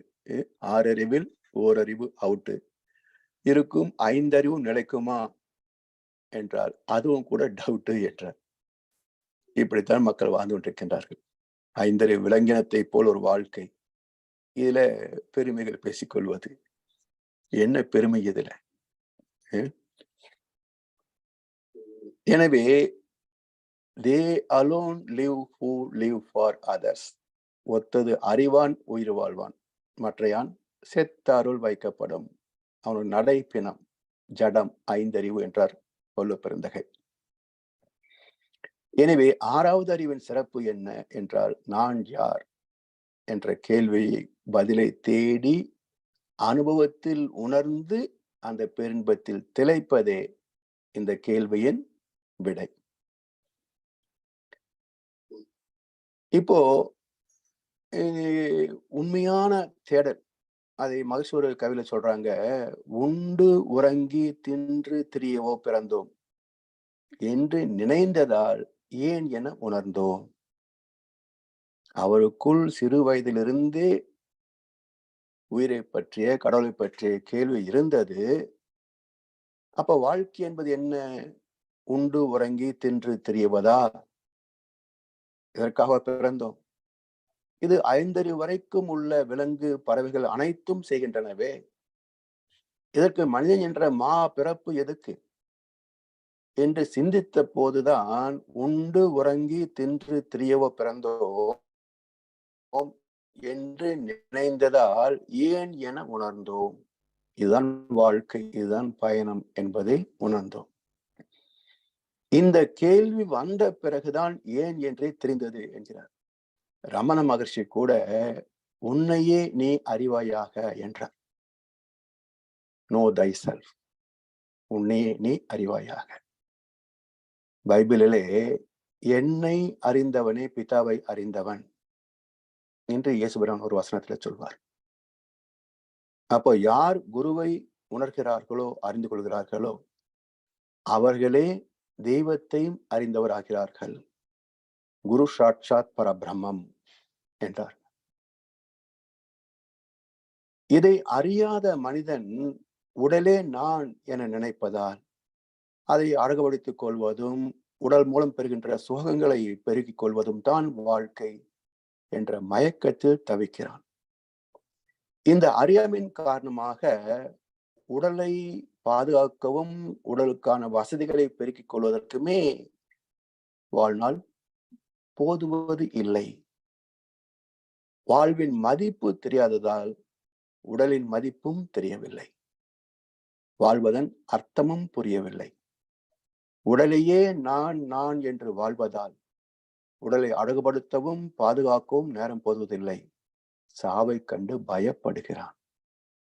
சாவை கண்டு பயப்படுகிறான். எப்படியாவது காப்பாத்துங்க டாக்டர் என்று அலறுகிறான். காப்பாற்றி என்ன பண்ண போற? பைபாஸ் சர்ஜரி, அது இது எப்படியோ செய்து ஆயுளை நீட்டித்துக் கொள்கிறார்கள். சரி, இந்த எக்ஸ்டெண்டட் பார்ட் ஆஃப் லைஃப், நீட்டித்து கொண்ட இந்த வாழ்க்கையை நீ என்ன செய்ய போகிறாய்? மீண்டும் அதே சினிமா, ஊர் சுற்றுவது, கண்ட உணவுகளை உண்பது, இதுதானே? அப்போ இந்த வியாதி வருகின்ற வரைக்கும் இப்படித்தான் வாழ்ந்தாய். வியாதியிலிருந்து உயிரை காப்பாற்றி விட்டு விட்டால் மீண்டும் இதையத்தான் செய்ய போகிறாய் என்றால் இதில் சலித்து போகவில்லையா? என்னடா வாழ்க்கை என்று சலிப்பு வரவில்லையா? இன்னும் எத்தனை டன் உண்டால் இந்த பசி தீரும்? இன்னும் எத்தனை சுகங்களை பெற்றால் இந்த வாழ்க்கை சலிக்கும்? யாருக்கு சலிச்சிருக்குதுங்க? வாழ்க்கை பற்றிய தெளிவு பெற்றவர்களுக்கு இந்த வாழ்க்கையே ஒரு சுமை. இயேசுபிரான் சொல்வார், அறிவற்ற சந்ததியே, இன்னும் எத்தனை நாளைக்கு நான் உங்களோடு இருப்பேன்? 35 வயசுலேயே சொல்றார். மகர்ஷியும் அறிவுத்திறப்புகளை கட்டி ஓரளவுக்கு ஆசிரியர்கள் எல்லாம் பயிற்றுவித்து உலகத்திற்கு தொண்டாற்றக்கூடிய அளவுக்கு உலகத்திற்கு ஒரு மிக பெரும் சேவை ஆற்றிய காலகட்டத்துல, இறுதி கட்டத்துல, அதாவது 2010 அந்த 2005 மகர்ஷி பெற்றார் இல்லையா? நான் வந்த பிறகு நான் 92ல மனவளக்கலைக்கு அறிமுகமானேன். அப்ப பிறகு ஒரு 10 ஆண்டுகள் அந்த காலகட்டத்திலே பல முறை சாமி சொன்னதை நான் நேரடியாக கேட்டிருக்கிறேன். இன்னும் எத்தனை நாளைக்கு நான் இந்த உடம்பை சுமந்துட்டு இருக்கிறது? நீங்கள் எல்லாம் என்னுடைய பொறுப்பை ஏற்றுக்கொள்ள வேண்டாமா என்று மகர்ஷி பல கூட்டங்களிலே தனிப்பட்ட முறையிலையும் இதை பேசியதை நான் கேட்டிருக்கிறேன். அப்போ இந்த வாழ்க்கை நோக்கம் இறைவனை அறிந்தவர்களுக்கு இந்த உடம்பே ஒரு சுமையாகும். இந்த வாழ்க்கையே போர் அடிச்சு போயிடும், சலித்து போகும். இன்னும் சொல்ல போனா இதுல என்ன இருக்கு? Life is nothing and meaningless. இது ஒண்ணுமே கிடையாது. ஒரு கணக்கு போட்டு பாருங்களேன். எந்த புலன் சுகத்திலேயாவது நம்ம நிறைய பெற்று விட்டோமா பாருங்க. ஒண்ணும் இல்லை. நிறைய பெறுகின்ற அளவுக்கு வாழ முடியுமான்னு பாருங்களேன். அதுவும் சாத்தியம் இல்லை. பிறகு வாழ தெரியாமலேயே வாழ்ந்து வாழ விரும்பாமலேயே சாகின்ற அவலத்தை என்ன சொல்வது? வாழ தெரியாமலேயே வாழ்ந்து சாக விரும்பாமலேயே சாகின்ற அவலத்தை என்ன சொல்வதுங்க? எனவே இது எல்லாம் ஏன் என்பதற்கு அற்புதமான ஒரு திருக்குறள். சூதாட்டத்துல சூது அதிகாரத்துலதான் வள்ளுவர் சொல்றார் இந்த குறட்பாவை. சூதாட்டத்தில் பணைய பொருளை இழக்க இழக்க ஆட்டத்தின் மீது ஈர்ப்பு அதிகமாகும். அதுபோல நோயின் தீவிரம் அதிகமாக ஆக வாழ வேண்டும் என்ற ஆசை அதிகமாகும். காரணம் என்ன என்றால், இன்பம், துன்பம், அமைதி, பேரின்பம், இது 4 அனுபவங்கள் எல்லா மனிதருக்கும். இன்ப துன்ப அனுபவங்கள் மிகுதி, அமைதி என்ற அனுபவம் ஒரு சில, பேரின்பத்தை பற்றிய அனுபவம் பெரும்பாலும் யாருக்கும் இல்லை. அது உலகத்திற்கே ஒரு சிலருக்கு, விரல் விட்டு எண்ணக்கூடிய ஒரு 50-100 பேருக்குத்தான் அந்த பேரின்பம் அனுபவம் கிடைத்திருக்குமே அன்றி 800 கோடி மக்களுக்கும் அந்த அனுபவம் கிடைத்திருக்காது. அதனால் வாழ்க்கை நிறைவு பெறுவதில்லை. அப்ப வாழ்க்கையின் நோக்கம் என்ன என்று பார்க்கின்ற போது, ஏன் மனிதர்கள் சாவை விரும்புவதில்லை? எத்தனை ஆண்டுகள் வாழ்ந்தாலும், எத்தனை நோயிலே அவஸ்தைப்பட்டாலும், பிச்செடுத்தாலும் அவனுக்கு உயிரை விட விருப்பம் இருப்பதில்லை. காரணம் என்ன என்று பார்க்கின்ற போது, துன்பத்தை தவிர்த்து இன்பத்தில் திளைத்து அமைதியில் லயித்து பேரின்பத்தில் கலப்பது ஆத்மாவின் பிறவி நோக்கம். துன்பத்தை தவிர்த்து இன்பத்தை துய்த்து அமைதியில் லயித்து பேரின்பத்தில் திளைப்பது, கலப்பது, அதுதான் ஆத்மாவின் பிறவி நோக்கம். இந்த பேரின்பத்தை துய்த்து விட்டால் பிறகு உடலையும் விரும்பாது, வாழ்க்கையும் விரும்பாது, அனுபவ பொருட்களையும் விரும்பாது. எதையுமே கேட்காத ஒரு நிறை மனம் அந்த பேரின்பம். அதை தொடாத வரைக்கும் இந்த ஆத்மாவுக்கு வாழ்ந்தேன், வாழ்ந்து விட்டேன் என்ற மன நிறைவு ஏற்படாது. அந்த நிறைவு ஏற்படாததுனால எத்தனை துன்பங்களை அனுபவித்தாலும் மனிதன் வாழவே விரும்புவான், சாவதற்கு பயப்படுவான்.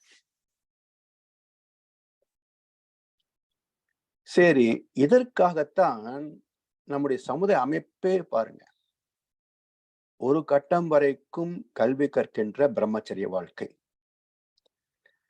பிறகு உலக இன்பங்களை துய்ப்பதற்கு இல்லற வாழ்க்கை, பிறகு ஒரு கட்டத்தில் இந்த கடமைகள் எல்லாம் விட்டு ஓய்வு பெற்று விடு, ரிட்டையர்மெண்ட். அது 60 வயது அல்லது அமெரிக்கா போன்ற நாடுகளிலே 70 வயது. அதற்கு பிறகு என்ன செய்வது? ஆஃப்டர் ரிட்டையர்மெண்ட் என்ன செய்வது? இந்த கட்டத்திலாவது நீ பிறந்ததன் நோக்கத்தை தேடி கண்டிடு என்று சமுதாயமாக நம்முடைய கடமைகளில் இருந்து நம்மை விடுவிக்கிறது. அந்த வார்த்தை கூட பாருங்களேன்.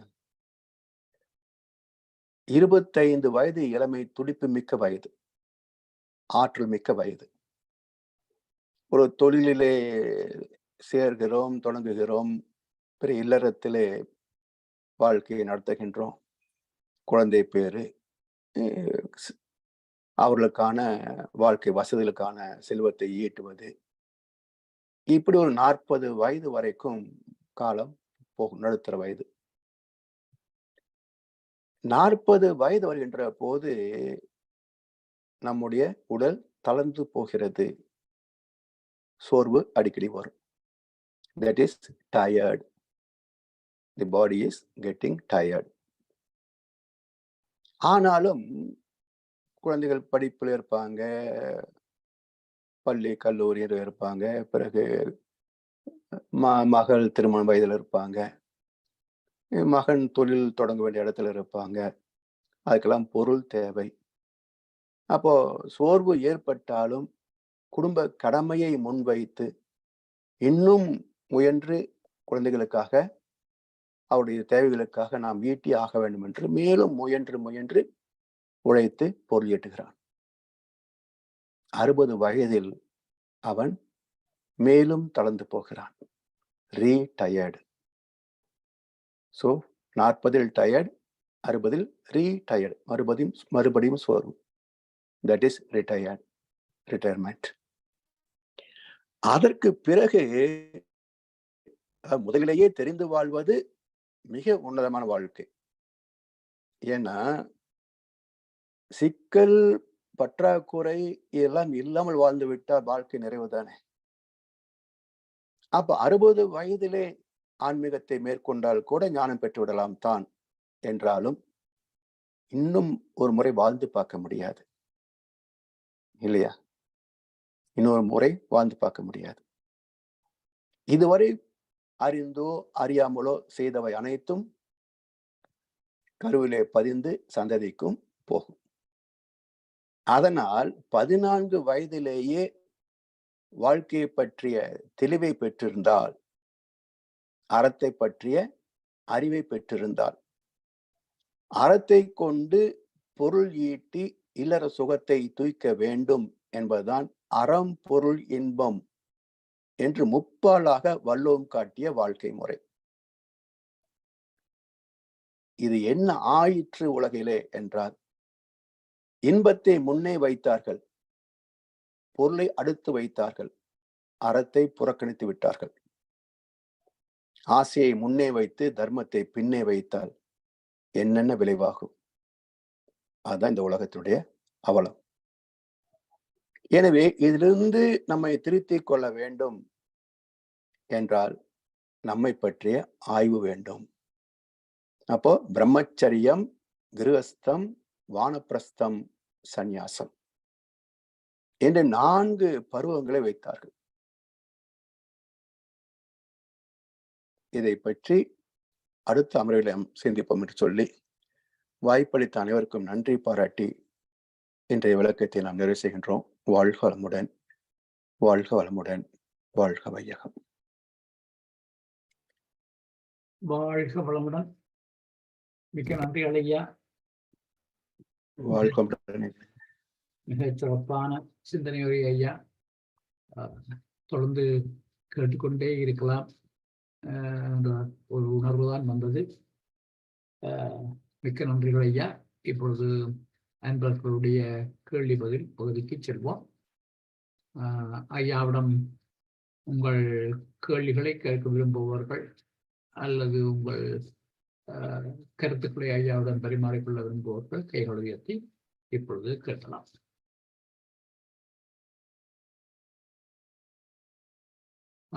தனா ஐயா. வாழ்க வளமுடன் ஐயா. வாழ்க வளமுடன் ஐயா.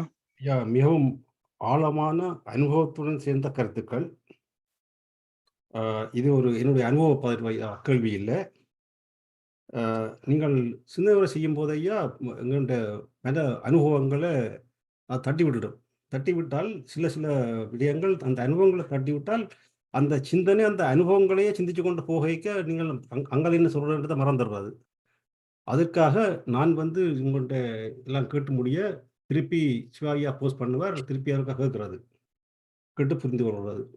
இன்றைக்கு ஒரு அனுபவ பார்வை என்னன்னு சொன்னால், நீங்கள் சொல்லிட்டு போனீங்கள் அந்த ராவணன் கும்பகர்ணன் பறக்கும்போது அந்த தாய் தந்தையற்ற நிலை என்ன மாதிரி, அதுக்கேற்ற மாதிரி அவர்கள் இப்படி பிறந்தது, அது மாதிரி ஏவாம் ஆதாம் அந்த கதையெல்லாம் சொல்லி கொண்டு போனீங்க.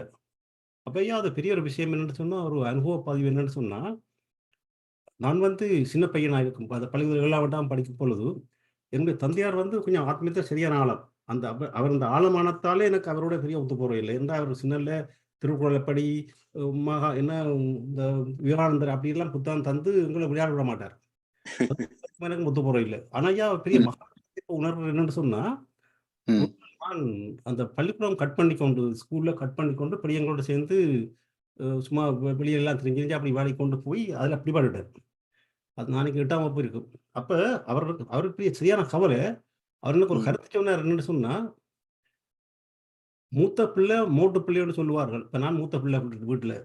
ம், அதுக்கு காரணம் என்னன்னு சொன்னால், இந்த அந்த தாய் தந்தையார் வந்து கல்யாணம் கட்டின உடனே அவைக்கு அந்த அந்த என்னவோ அந்த ஏதோ ஒரு வார்த்தை சொன்னாருன்னா, என்னவோ கம்பில விழுந்த ஏதோ என்ன காஞ்ச மாடு கம்பில விழுந்த மாதிரி ம், அப்படின்னு சொல்லி அவை வந்து இந்த ஞானம் இல்லாம மயக்கத்திலே அப்படி பிறக்கிறபடினாலே அந்த பிள்ளை வந்து மூட்டு பிள்ளையா போறதுன்னு சொல்லுவார்கள். ஆனா ம், நான் அப்படி இல்ல. இன்னும் ஞானத்தோட தான் பெற்றேன் நான். சரி. ம், ஆனா நீ ஏன் இப்படி இருக்கிறியோன்னு தெரியலையேன்னு சொல்லி ஒரு கருத்து சொன்னார். ம், அப்ப நீங்க என்கிட்ட சொல்லும் பொழுது இந்த இந்த ராவணன் எல்லாம் பிறந்தத சொல்லும் பொழுது, ம். அந்த சிந்தனை வந்து போச்சுது. அப்ப இன்னும் ஒரு விஷயம் என்னன்னு சொன்னா, நான் இன்றைக்கு நேற்றே காலையில அந்த உங்களுடைய இறைவிஞ்ஞானம் முதலாவது பார்த்தேன் நான். திருப்பி கேட்டேன் நான். ம், கேட்க சிவாஜியா ஒரு கருத்து கேள்வி ஒன்று கேட்டார். அதைத்தான் நான் இன்றைக்கு சொல்லப் போறேன். இன்றைக்கு நீங்க மூலா குரங்கை சொல்லப் போறேன் என்றால், ம், சிவாஜியா சொன்னார் ஒரு கருத்து என்னடா, ஐயா நாங்கள் இவ்வளவு காலம் டைமை வேஸ்ட் பண்ணி போட்டோமோன்னு யோசிக்கிறோம். உங்கள்ட்ட கேட்டது உடனே அப்படி ஒரு கருத்துன்னு சொன்னார். ம். அதே கருத்து தானே ஐயா எனக்கு இன்றைக்கு வந்தது. இது ஐயா எப்போ கேட்டிருக்க வேணும். நீங்க ஒரு கருத்து சொன்னீங்க கடைசியில என்ன சொன்னா, அந்த 14 வயதுல இந்த அந்த அனுபவம், இந்த அறிவு பெற்றிருந்தால், ம். வாழ்க்கை எப்படி போகும்ன்னு சொல்லி. ஆமாங்கய்யா. இதுல ஐயா சின்ன ஒரு கேள்வி என்னடா ஐயா, அப்படி இருக்கைக்கு இப்ப லேட்டா வர இப்ப சில ஆட்கள் வந்து 60 வயதுல வந்து ஜாயின் பண்ணலாம். சில ஆட்கள் 65 வயதுல ஜாயின் பண்ணலாம். சில ஆட்கள் அப்படியான ஆட்கள்கிட்ட நிலை என்ன மாரின்னு சொல்லுங்க ஐயா ஒருக்கா. பெட்டர் லேட் தென் எவர். ரைட். வாழணும் ஐயா. வாழ ஐயா இன்னும் ஒரு நான் அந்த கேள்வியை முடிக்கணும் ஐயா. இன்னும் ஒன்று என்னன்னு சொல்லி சொன்னால், ம், நீங்கள் சொன்னீங்க இந்த நான் யார், நான் யார் இதெல்லாம் தான் அறிஞ்சு கொண்டு போகைக்கு ஒரு காலகட்டத்தில வாழ்க்கை போர் அடிக்க துவங்கிடும். நான் இருக்கிறேன். இந்த உடம்பை சுமந்து கொண்டு தான் இருக்கிற மாரி அப்படி ஒரு போர் அடிக்க மாரி ஒரு கதை ஒண்ணு சொன்னீங்க. ஆஹா, அப்ப என்னன்னு சொன்னால், அப்படி இத பெட்டியோடுமே தெரியாத ஆட்கள பார்த்துருக்கிறேன். நான் இப்ப பார்த்துருக்கிறேன். அவைக்கு வந்து அங்க அதை அனுபவிக்கணும், இதை அனுபவிக்கணும், அங்க கொஞ்சம் ஒரு அந்த அனுபவிக்கிறதுலயே உஷாரா தெரிவேன் நான். ஆஹா. அது 2 பேரையும் கம்பேர் பண்ணிக்கல. இது ஒரு விதண்டாவாத கேள்வி ஐயா. 2 பேரையும் கம்பேர் பண்ணிக்க, ஆ, அந்த அறிவில்லாம ஓடுறவன் பரவாயில்ல மாரின்னு சிலருக்கு தெரியும். அதாவது சேவை செய்வதற்கு வந்து விட்டால் அவ்வளவு போர் அடிக்காதுங்கய்யா. Right, right. லௌகிகத்துல இருந்தீங்க அப்படின்னாக்கா வாழ்க்கையுடைய இதெல்லாம் தெரிந்து அனுபவித்த பிறகு போர் அடிக்கத்தான் செய்யும்.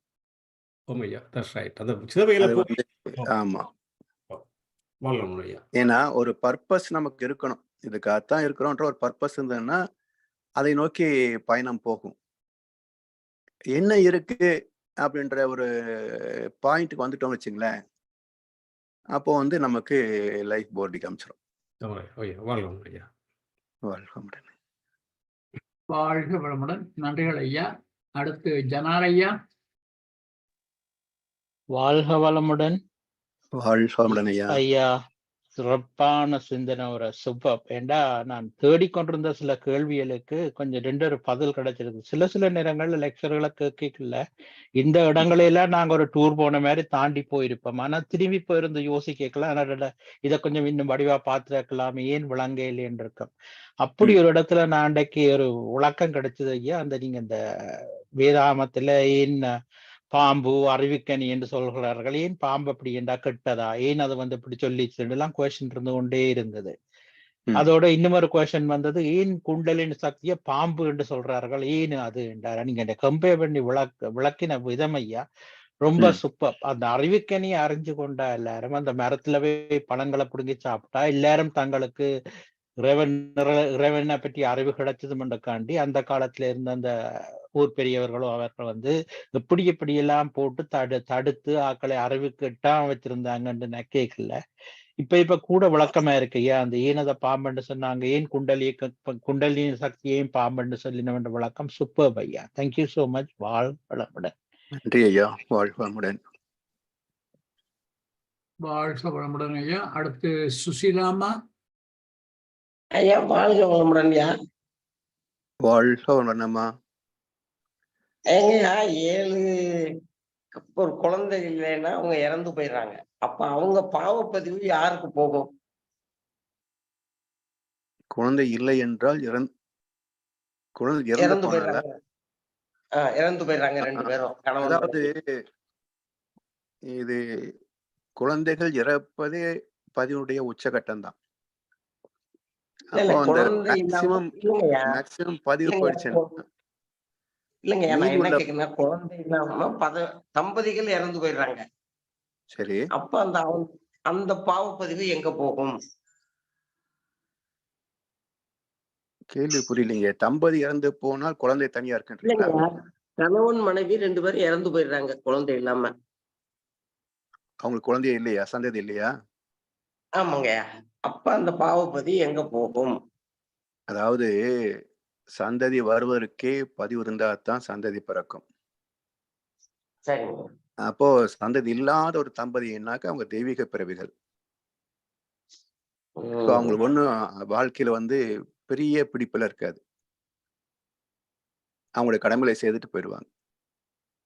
இன்னொரு வகையான சந்ததி இல்லாதது இருக்கு. அது பாவத்தின் சம்பளம். அது இந்த 2 பேருக்கு என்ன வித்தியாசம் அப்படின்னா, அவங்க குழந்தை இல்லையேன்னு கவலையப்பட மாட்டாங்க. யாரு? ஒரு பதிவு இல்லாதவங்க அவங்க நம்ம குழந்தை இல்லைன்னு கவலைப்பட மாட்டாங்க. பாவப்பதிவாக வந்தவங்க கோயில சுத்திட்டு இருப்பாங்க. எல்லாம் கொடுத்தாண்ட ஒரு குழந்தைய கொடுக்கலையேன்னு அலைஞ்சிட்டு இருப்பாங்க. இதுதான் 2க்குள்ள வித்தியாசம். அது சரிங்கய்யா. இவங்களுடைய பதிவு யாருக்கு போகும்னு கேக்குறேன். அது வரைக்கும் அனுபவித்து தீர்த்த பிறகு வருந்தி அனுபவிச்சு தீர்த்த பிறகு அந்த பதிவுல நீர்த்து போயிடும். அப்படி நீர்த்து போகிற போது அந்த இறப்பு முடிந்த உடனே உறவு நட்பெல்லாம் சுத்தி வணங்குறாங்க. அவங்களுக்கு கூட கொஞ்சம் கேரக்டர் கொஞ்சம் பிரிந்து பதிந்து கொள்ளும். மிச்சம் பொழுது வான்காந்தத்துக்கு போயிடும். அது அங்க இருக்கிறதெல்லாம் ஒட்டுமொத்த தொகுப்பாக அங்கேயே பூமியின் காந்த களத்துல இருக்கும். அதுக்காக தான் பூமியில காந்த களம் வாழ்ந்து மறைந்த மக்களின் அனுபவ தொகுப்பே இந்த பூமியின் காந்த களம். காந்த களத்துக்கு போகும். இந்த இருக்கிறவங்கள்ட்ட என்ன பதிவா போகும்? நல்ல பதிவா போகுமா, கெட்ட பதிவா போகுமா? யார் இருக்காங்க? தம்பி 2 பேரும் போயிட்டாங்க பாரு. யார் சொந்தங்க? சொந்தக்காரங்களுக்கு போகும்னு சொல்றீங்கல்ல? சொந்தக்காரல போகாது. அதாவது அவங்க ஒத்த கேரக்டர். இப்போ உணவில் அதிகமான ஆர்வம் இருக்கு, இல்ல பல ஊர்களை போயிட்டு வரணும்ன்ற ஆர்வம் இருக்கு அப்படின்னா, உறவில உள்ளவர்களுக்கு அந்த ஆர்வம் உள்ளவர்களுக்கு இந்த குணமும் அந்த குணத்தை கொஞ்சம் இம்போஸ் ஆயிக்கும். அவ்வளவுதான். சரிங்கய்யா. நீர்த்து போகும். மிச்சப்பதிவு வான்காந்து போயிடும். அது நல்ல பதிவோ கெட்ட பதிவோ அந்த விளைவை எல்லாம் கலந்துதான் இருக்கும். வான்காந்தத்துல நல்லதும் இருக்கும், கெட்டதும் இருக்கும். ஆனா அளவு கெட்டது அதிகமாக இருக்கும். அதனாலதான் இயற்கை சீற்றங்கள் அதிகமாக வர்றது காரணம் வான்காந்தத்துல தீய பதிவு நெகட்டிவ் ஃபோர்ஸ் அதிகமா இருக்கிற போது, நெகட்டிவ் என்பது அழிவது. அப்போ அழிவதற்கான கூட்டுன்ற போது பஞ்சபூதங்களிலே அது தாக்கும். அப்போ எரிமலை, சுனாமி, பூகம்பம், புயல், வறட்சி, சில நோய்கள் இதெல்லாமே தோன்றி மக்களை அழிக்கும். அப்ப இந்த மாதிரி பலதரப்பட்ட மோசமான பதிவுகள் வான்காந்தத்துல பதிவாயிருக்கு. என்னங்கய்யா? ஆமா,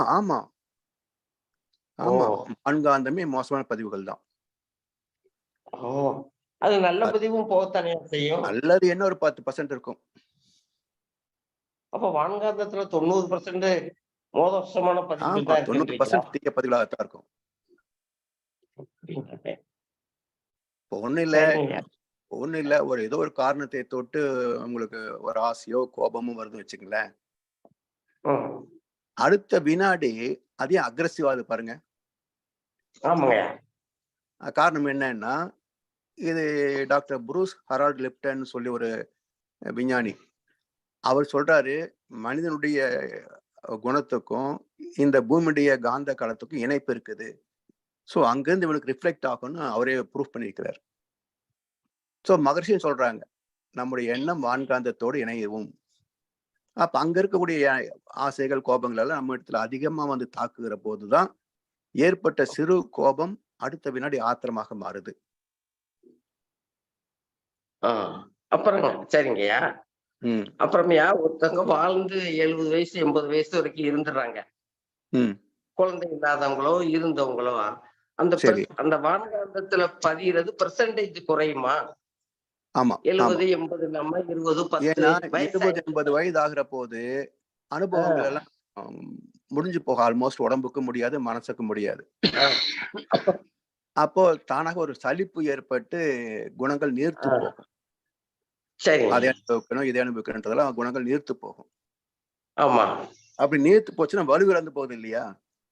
ஆமாங்க. வலுவிழந்து போகிற போது அதனுடைய தாக்கம் குறைவாக இருக்கும். பெர்சன்டேஜ் குறைவா இருக்கும். அதுக்காகத்தான் வந்து வாழ்ந்து ஒரு 70 80 வயது வரைக்கும் வாழ்ந்து போவதுதான் நிறைவான வாழ்க்கைன்னு சொல்றது. அதுக்குள்ளே கொஞ்ச நாள் பக்குவம் இருந்தா அது இங்கே நிக்காது. இப்போ நம்ம பயிற்சி பண்ணிருக்கோம், ஆன்மீகத்துல மேன்மை பெற்றிருக்கிறோன்ற போது நாம 70 வயசுக்கு மேல எப்போ போனாலும் இந்த பூமியில நிக்க மாட்டோம். ஏன்னா நமக்கு எந்த விதமான ஆசா பாசங்களும் கிடையாது. சொந்தம் பந்தம் அது இது, ஐயோ குழந்தைங்க, ஐயோ குழந்தைங்க எல்லாம் அவங்க வேலை அவங்க பார்த்துப்பாங்க. நாம ஒன்றும் நடத்துறது இல்லை. இருக்கிறதுனால ஹெல்ப்ஃபுல்லா இருக்கிறோம், இல்லைன்னா அவங்க வேலை அவங்க பார்த்துப்பாங்க. நான் இல்லைன்னா எல்லாம் நடுத்துக்கு வந்துருவாங்களோ ஒன்றும் கிடையாது. அப்படியெல்லாம் நம்ம நம்புறது இல்லை. அதனால நம்ம வந்து ஆட்டோமேட்டிக்கா இந்த பூமியுடைய எர்த் பவுண்ட் லெவல் தாண்டி மேல போயிடுவோம். அப்ப ஒத்த பதிவுகள் உள்ள இல்லைங்க, ஒத்த பதிவுகள் இருந்தா அந்த உணவினர்கிட்ட கொஞ்சம் போகும் போகும். அதனாலதான் நீங்க மகான்கள் எல்லாம் சமையாற போது நாம சுற்றி வருகின்ற போது நமக்குள் இருக்கின்ற அந்த சாத்விக குணம் வலுப்பெறும். கோவிலுக்கு போற போது அங்க இருக்கக்கூடிய சாந்தமான அலைகள் நம்முடைய மன அமைதியை வலுப்படுத்தும். அதுக்காக மகான்களை தரிசிப்பதும் ஆலயம் தொழுவதும் அதுக்காகத்தான். சரிங்க. அப்ப இந்த ஒத்தப்பதிவுகள் உள்ளது இந்த உறவினர்கிட்ட போகும்போது அவங்க கேரக்டர்ல மாற்றம் வரும் இல்லையா? ஆனா வரும். ஏன்னா அவங்களுக்கு அது அக்செப்டபிலிட்டி இருக்குல்ல. அவங்க அந்த இருக்கு. அப்போ நல்ல ஒரு ஆத்மா பக்குவம் அடையணும்ன்ற ஒரு ஆத்மா சுத்தி வருகின்ற போது இந்த அனுபவம் அங்க போகும். ஒருவேளை அவருக்கு வந்து மனோலக்கலையில ஒரு அறிமுகம் கிடைக்கலாம். இதுவரைக்கும் மனோலக்கலை பத்தி யோசிக்காதவங்க இனிமேல் அந்த பயிற்சி எடுத்து அவங்க வாழ்க்கையில மேம்படுத்தலாம். சரிங்கய்யா, இது சரி. கெட்ட அனுபவமா இருந்தா அது ஒரு பதிவா இருந்தா அதுவும் கெட்ட வராது. நம்மகிட்ட கெட்ட இயல்பு இல்லைன்னா கெட்டது வராது. நம்மகிட்ட இல்ல, பொதுவா ஒரு பதிவுல இருந்ததுன்னா ஒரு மனிதர் பஸ்ல போறீங்க, ஒரு பிக் பாக்கெட் இருக்கிறான், அவனுடைய ஆளை உங்களை தாக்கி நீங்க இன்னொருத்தர் போய் பிக் பாக்கெட் அடிப்பீங்களா? அடிக்க மாட்டோம். அதுதான். ஏன்னா உங்களுக்கு இன்னும் ஆகாது. ஆனா நீங்க முதல்ல என்ன சொன்னீங்க, சில பதிவுகள் போய் ஒரு ஊர் சுத்துறோம் கொள்றோம், உங்ககிட்ட இருந்தா தான் அது ரிசீவ் ஆகும். என்னங்கய்யா? உங்ககிட்ட இருந்தா தான் ரிசீவ் ஆகும். பிக் பாக்கெட் அடிக்கணும் பதிவு உங்ககிட்ட இருந்ததுன்னா இன்னொரு பிக் பாக்கெட் வந்ததுன்னா ரிசீவ் ஆகும். நீங்க அடிப்பீங்க, அவன் அடிப்பான். ஆமா இல்லன்னா ஆமா.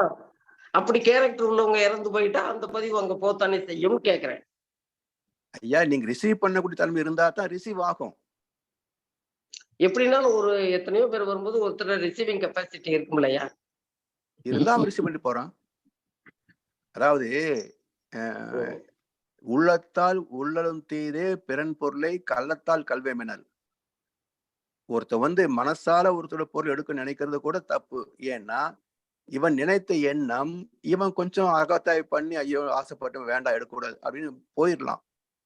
ஆனா இந்த எண்ணம் எடுக்கக்கூடிய ஒரு திருடன் மனசுல பூந்ததுன்னா அவன் எடுத்துட்டு போயிடுவான். செயலாக்கம் ஆயிருது. செயலாக்கம். ஆமா, அது மாதிரிதான் எல்லாமே நன்மை தீமை ரெண்டுமே ஒத்த மனதோடு இணையும், அது செயல்படும். ஒத்த மனது இங்க அவைலபிலிட்டி இல்லாட்டி வான்காந்தத்துக்கு போயிருதுன்றீங்க. போயிடும்.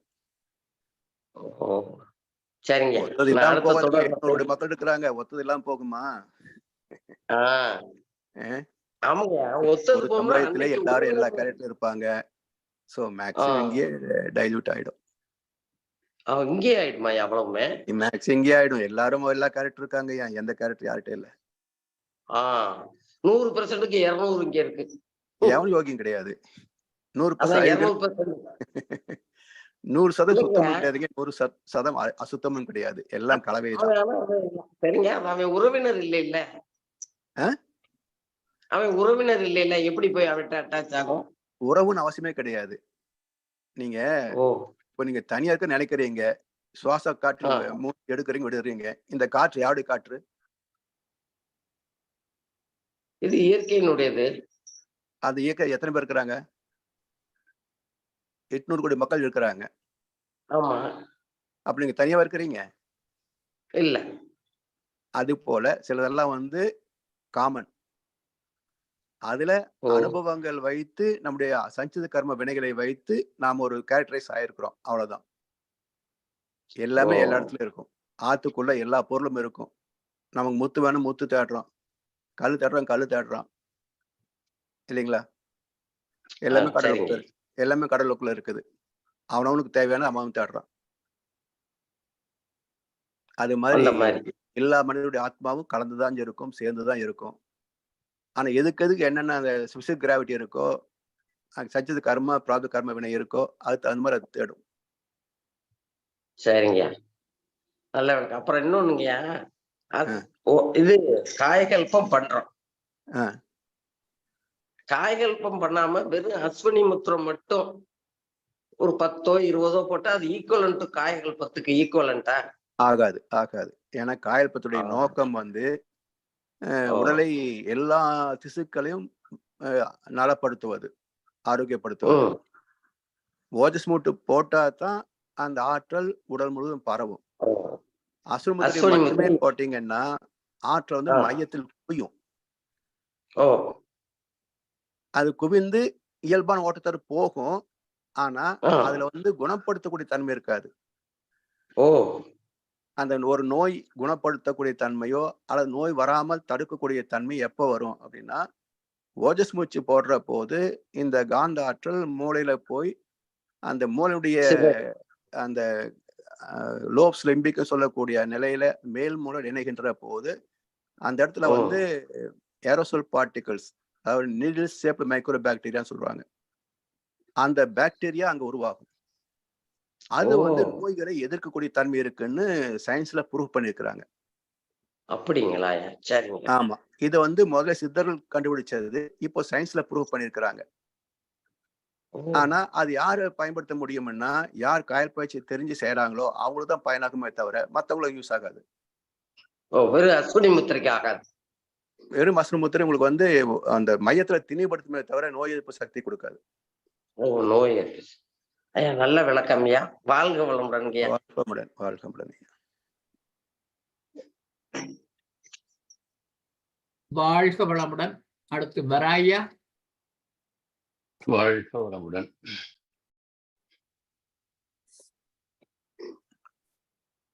வாழ்க்கமுடன் ஐயா.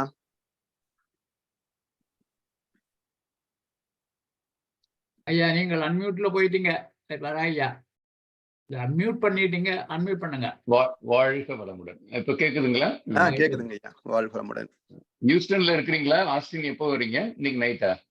ஐயா இன்னைக்கு ஹியூஸ்டன்ல இருக்கேன். நாளைக்கு நைட்டு. நாளைக்கு நைட் வரீங்களா? சரி சரி. ஆமா. நாளைக்கு வரலான்னு பார்த்தேன். அப்போ சரி, அப்ப செவ்வாய்க்கிழமை நான் முயற்சி பண்றேன். செவ்வாய்க்கிழமை ஐயா தொடர்பு கொள்றேன். உங்களுக்கு சொல்லிட்டு வரேன் நான். சரிங்க ஐயா. சரி. நல்லா இருந்தது. வழக்கம் போல ரொம்ப பொறுமையா நீங்க விளக்கம் கொடுத்தீங்க எல்லாருக்கும்.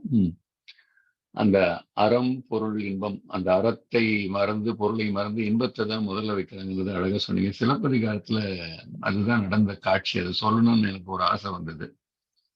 அறத்தை மறந்து அந்த புகார் காண்டத்துல அறத்தை கொண்டு பொருளை தேடி, பொருளை கொண்டு இன்பத்தை தேடினான், அறத்தை மறந்தான்.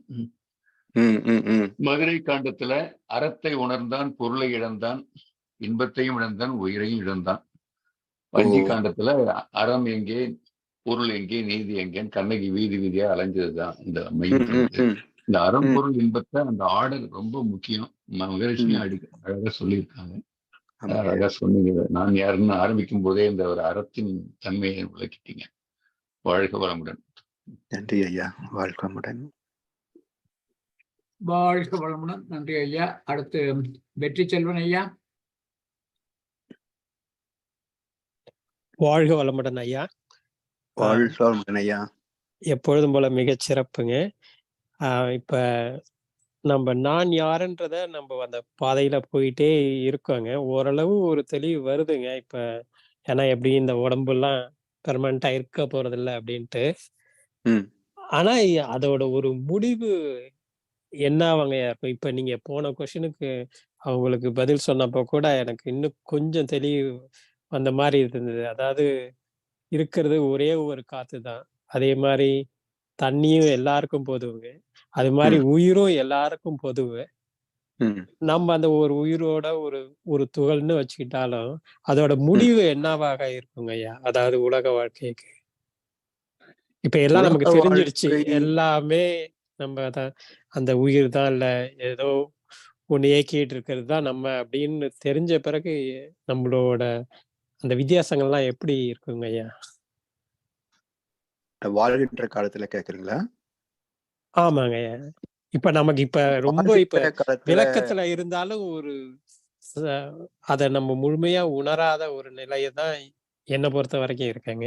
ஆனா இப்ப அது உணர்ந்துட்டோம்னா, அது நம்மளோட வாழ்க்கை எப்படி எப்படி நடக்குங்கய்யா? மாற்றும் கேக்குறீங்களா? ஆமாங்கய்யா. இப்போ 2ம் கலந்ததாங்கய்யா.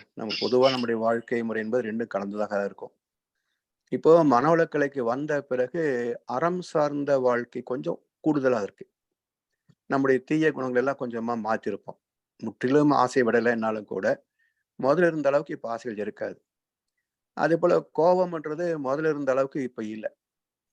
அப்போ சில சமயங்கள் ஏற்பட்டாலும் அது வருத்தமா மாறுமே தவிர, யாரையும் வெறு யாரையும் சபிக்கக்கூடியோ, நிந்திக்கக்கூடியோ அல்லது துன்புறுத்தக்கூடிய தன்மை அந்த கோபத்துக்கு இல்ல. முதல்லன்னா 4 சாத்துவோம், திட்டுவோம். இப்ப அது இருக்காது.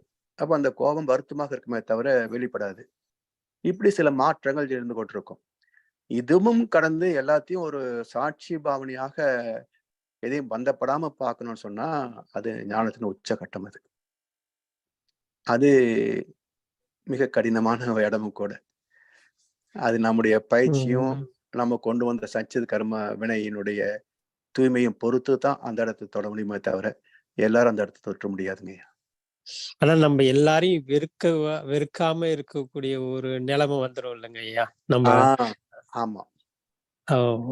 அது என்னன்னா, இப்போ நாம அப்படின்றதே இருக்காது. ஓ! சரிங்கய்யா. அது அப்படியே போவோம். நம்ம கடமைகள செய்துட்டு இருப்போம். அது நடக்குது, நடக்கல, இப்படி செய்யணும், அப்படி செய்யணுன்ற எதுவுமே இருக்காது.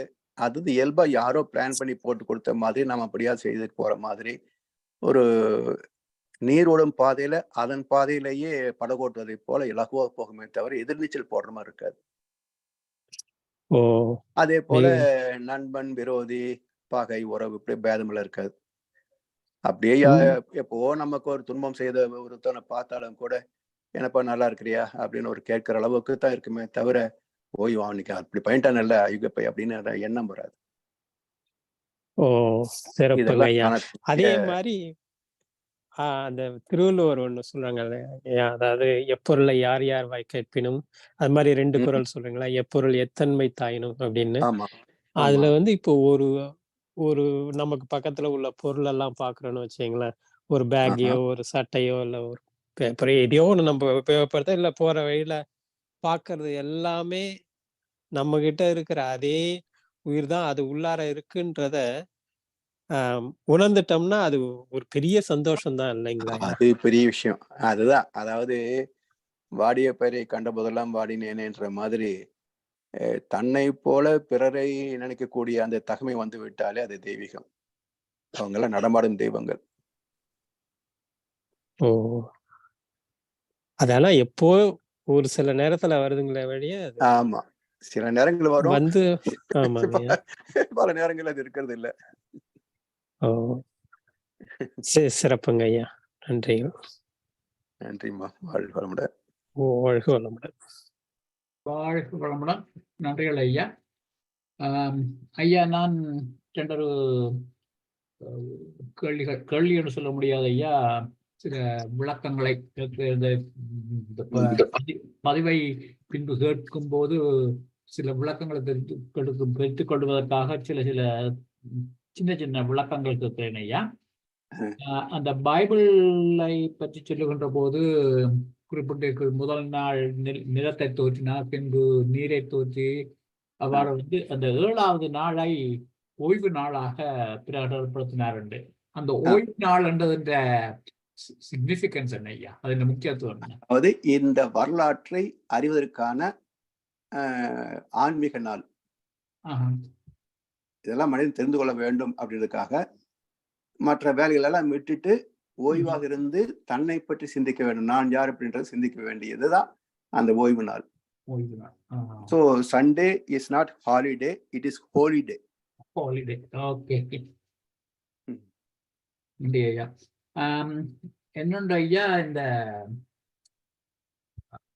ஆதாம் ஏவாள் இந்த அறிவுக்கனியை புசித்த போது பகுத்தறிவு பேதம் பிறந்தது. அது பகுத்தறிவு. அவர்கள் விட்ட தவறு அறிவுத்தனிமை புசித்ததுக்கு பதிலாக அறிவு விருட்சத்தையே புசித்திருக்க சொன்னீங்க. அந்த அறிவு விருட்சத்தையே புசிக்கணுன்றது போது அது என்னத்தை குறிக்கிறது? பேரறிவு, பேரறிவை குறித்துக் கொள்ளும். ஆமா, இறைவனை அறிவது.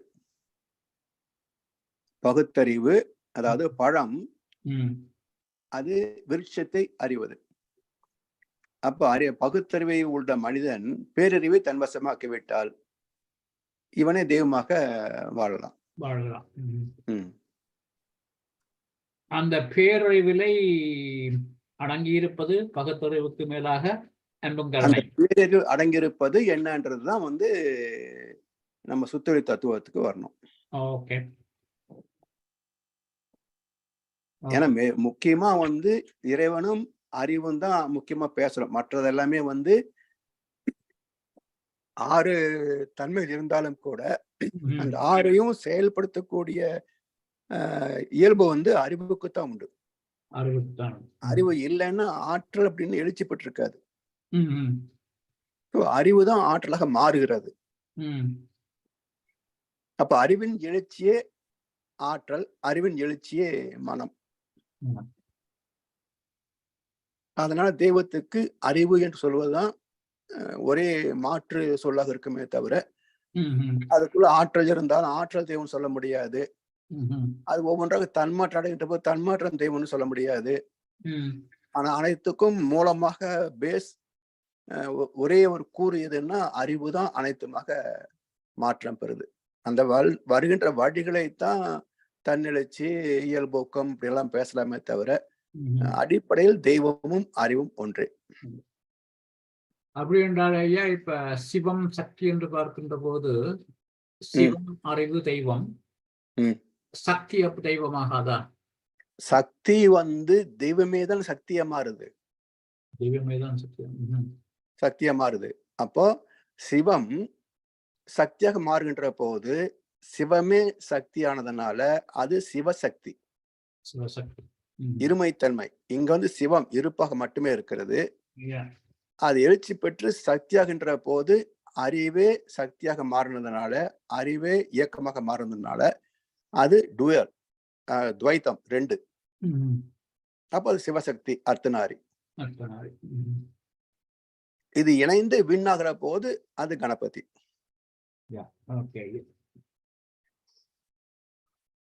இன்னொரு சின்ன கேள்வி ஐயா, ரிஷி 35 வயதுல ஞானம் பெற்றார் என்று சொல்லுகின்றான். அது எப்படி ஐயா? ஒரு குறிப்பிட்ட வயதுல, அந்த வயதுதான் ஞானம் பெற்றார்? இல்ல அப்படி கிடையாது.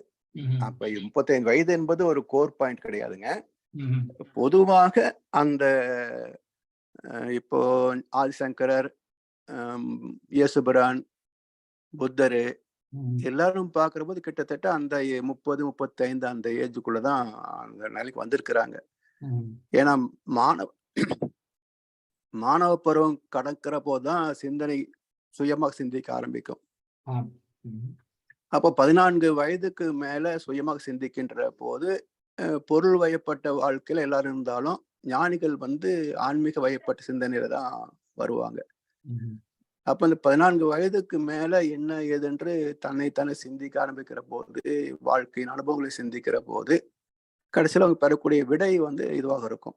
அப்போ 14 பிளஸ் ஒரு 14 சேர்த்துங்களேன், 28க்கு பிறகுதான் ஒரு மனிதன் ஞானம் பெற முடிகிறது. ம்ஹ்ம். நீங்க புத்தர் எடுத்தீங்கன்னா, அவர் இளமை பருவத்துக்கு பிறகுதான், அதுவும் குழந்தை பிறந்த பிறகு. அப்போ 18 வயசுல திருமணமாக இருந்தது, 16 வயசுல திருமணம் வச்சாங்க கூட 18க்கு பிறகுதான் அவர் ஞானத்தை தேடி வெளியே வந்து ஒரு 14 வருஷம் அவர் எங்க இருந்தாருன்னு யாருக்கும் தெரியாது. டார்க் பீரியட் அப்படிம்பாங்க. ம். அதுக்கு பிறகுதான் அவர் புத்தராக போதி மரத்தடையில வெளிப்படுறார். ம். அப்போ ஒரு 18, 14, 32 வயசு ஆகி போயிடுது. அதே போல இயேசு பிரானும் வந்து கிட்டத்தட்ட ஒரு 30, 28, 30 வயசு சுமார் தான் வந்து அவர் வெளிப்படுறார். ம். சொல்ல பார்க்கிற போது ஒரு மனிதன் ஞானி அப்படின்ற ஒரு ஸ்டேஜ் வருவதற்கே ஒரு அரௌண்ட் 30 இயர்ஸ் வந்துருங்க. நன்றி ஐயா. நன்றி ஐயா. மிக்க நன்றிகள். மிகச் சிறப்பு ஐயா. இதுடன் என்னுடைய கேள்வி பதில் பகுதியை நிறைவு செய்வோம். இதுவரை நேரமும் இந்த நான் யார் என்ற இந்த தலைப்பிலே மிக ஆழமான தெளிவான விளக்கங்களை தந்து நமது கேள்விகளுக்கெல்லாம் மிக தெளிவான விளக்கங்களை எல்லாம் தந்த முதுநிலை பேராசிரியர் பழனிசாமி ஐயாவுக்கு நாம் கனடா ஸ்கையோகா மன்றத்தின் சார்பிலே நன்றிகளை தெரிவிக்கின்றோம். அதோடு ஐயாவுக்கு ஒரு வாழ்த்து தெரிவிப்போம். பேராசிரியர் பழனிசாமி ஐயா அவரது உடல் நலம், மனவளம், பொருளாதார வளம், அவர்தம் அன்பு குடும்பம், அவரது வேதாத்திரிய தொண்டு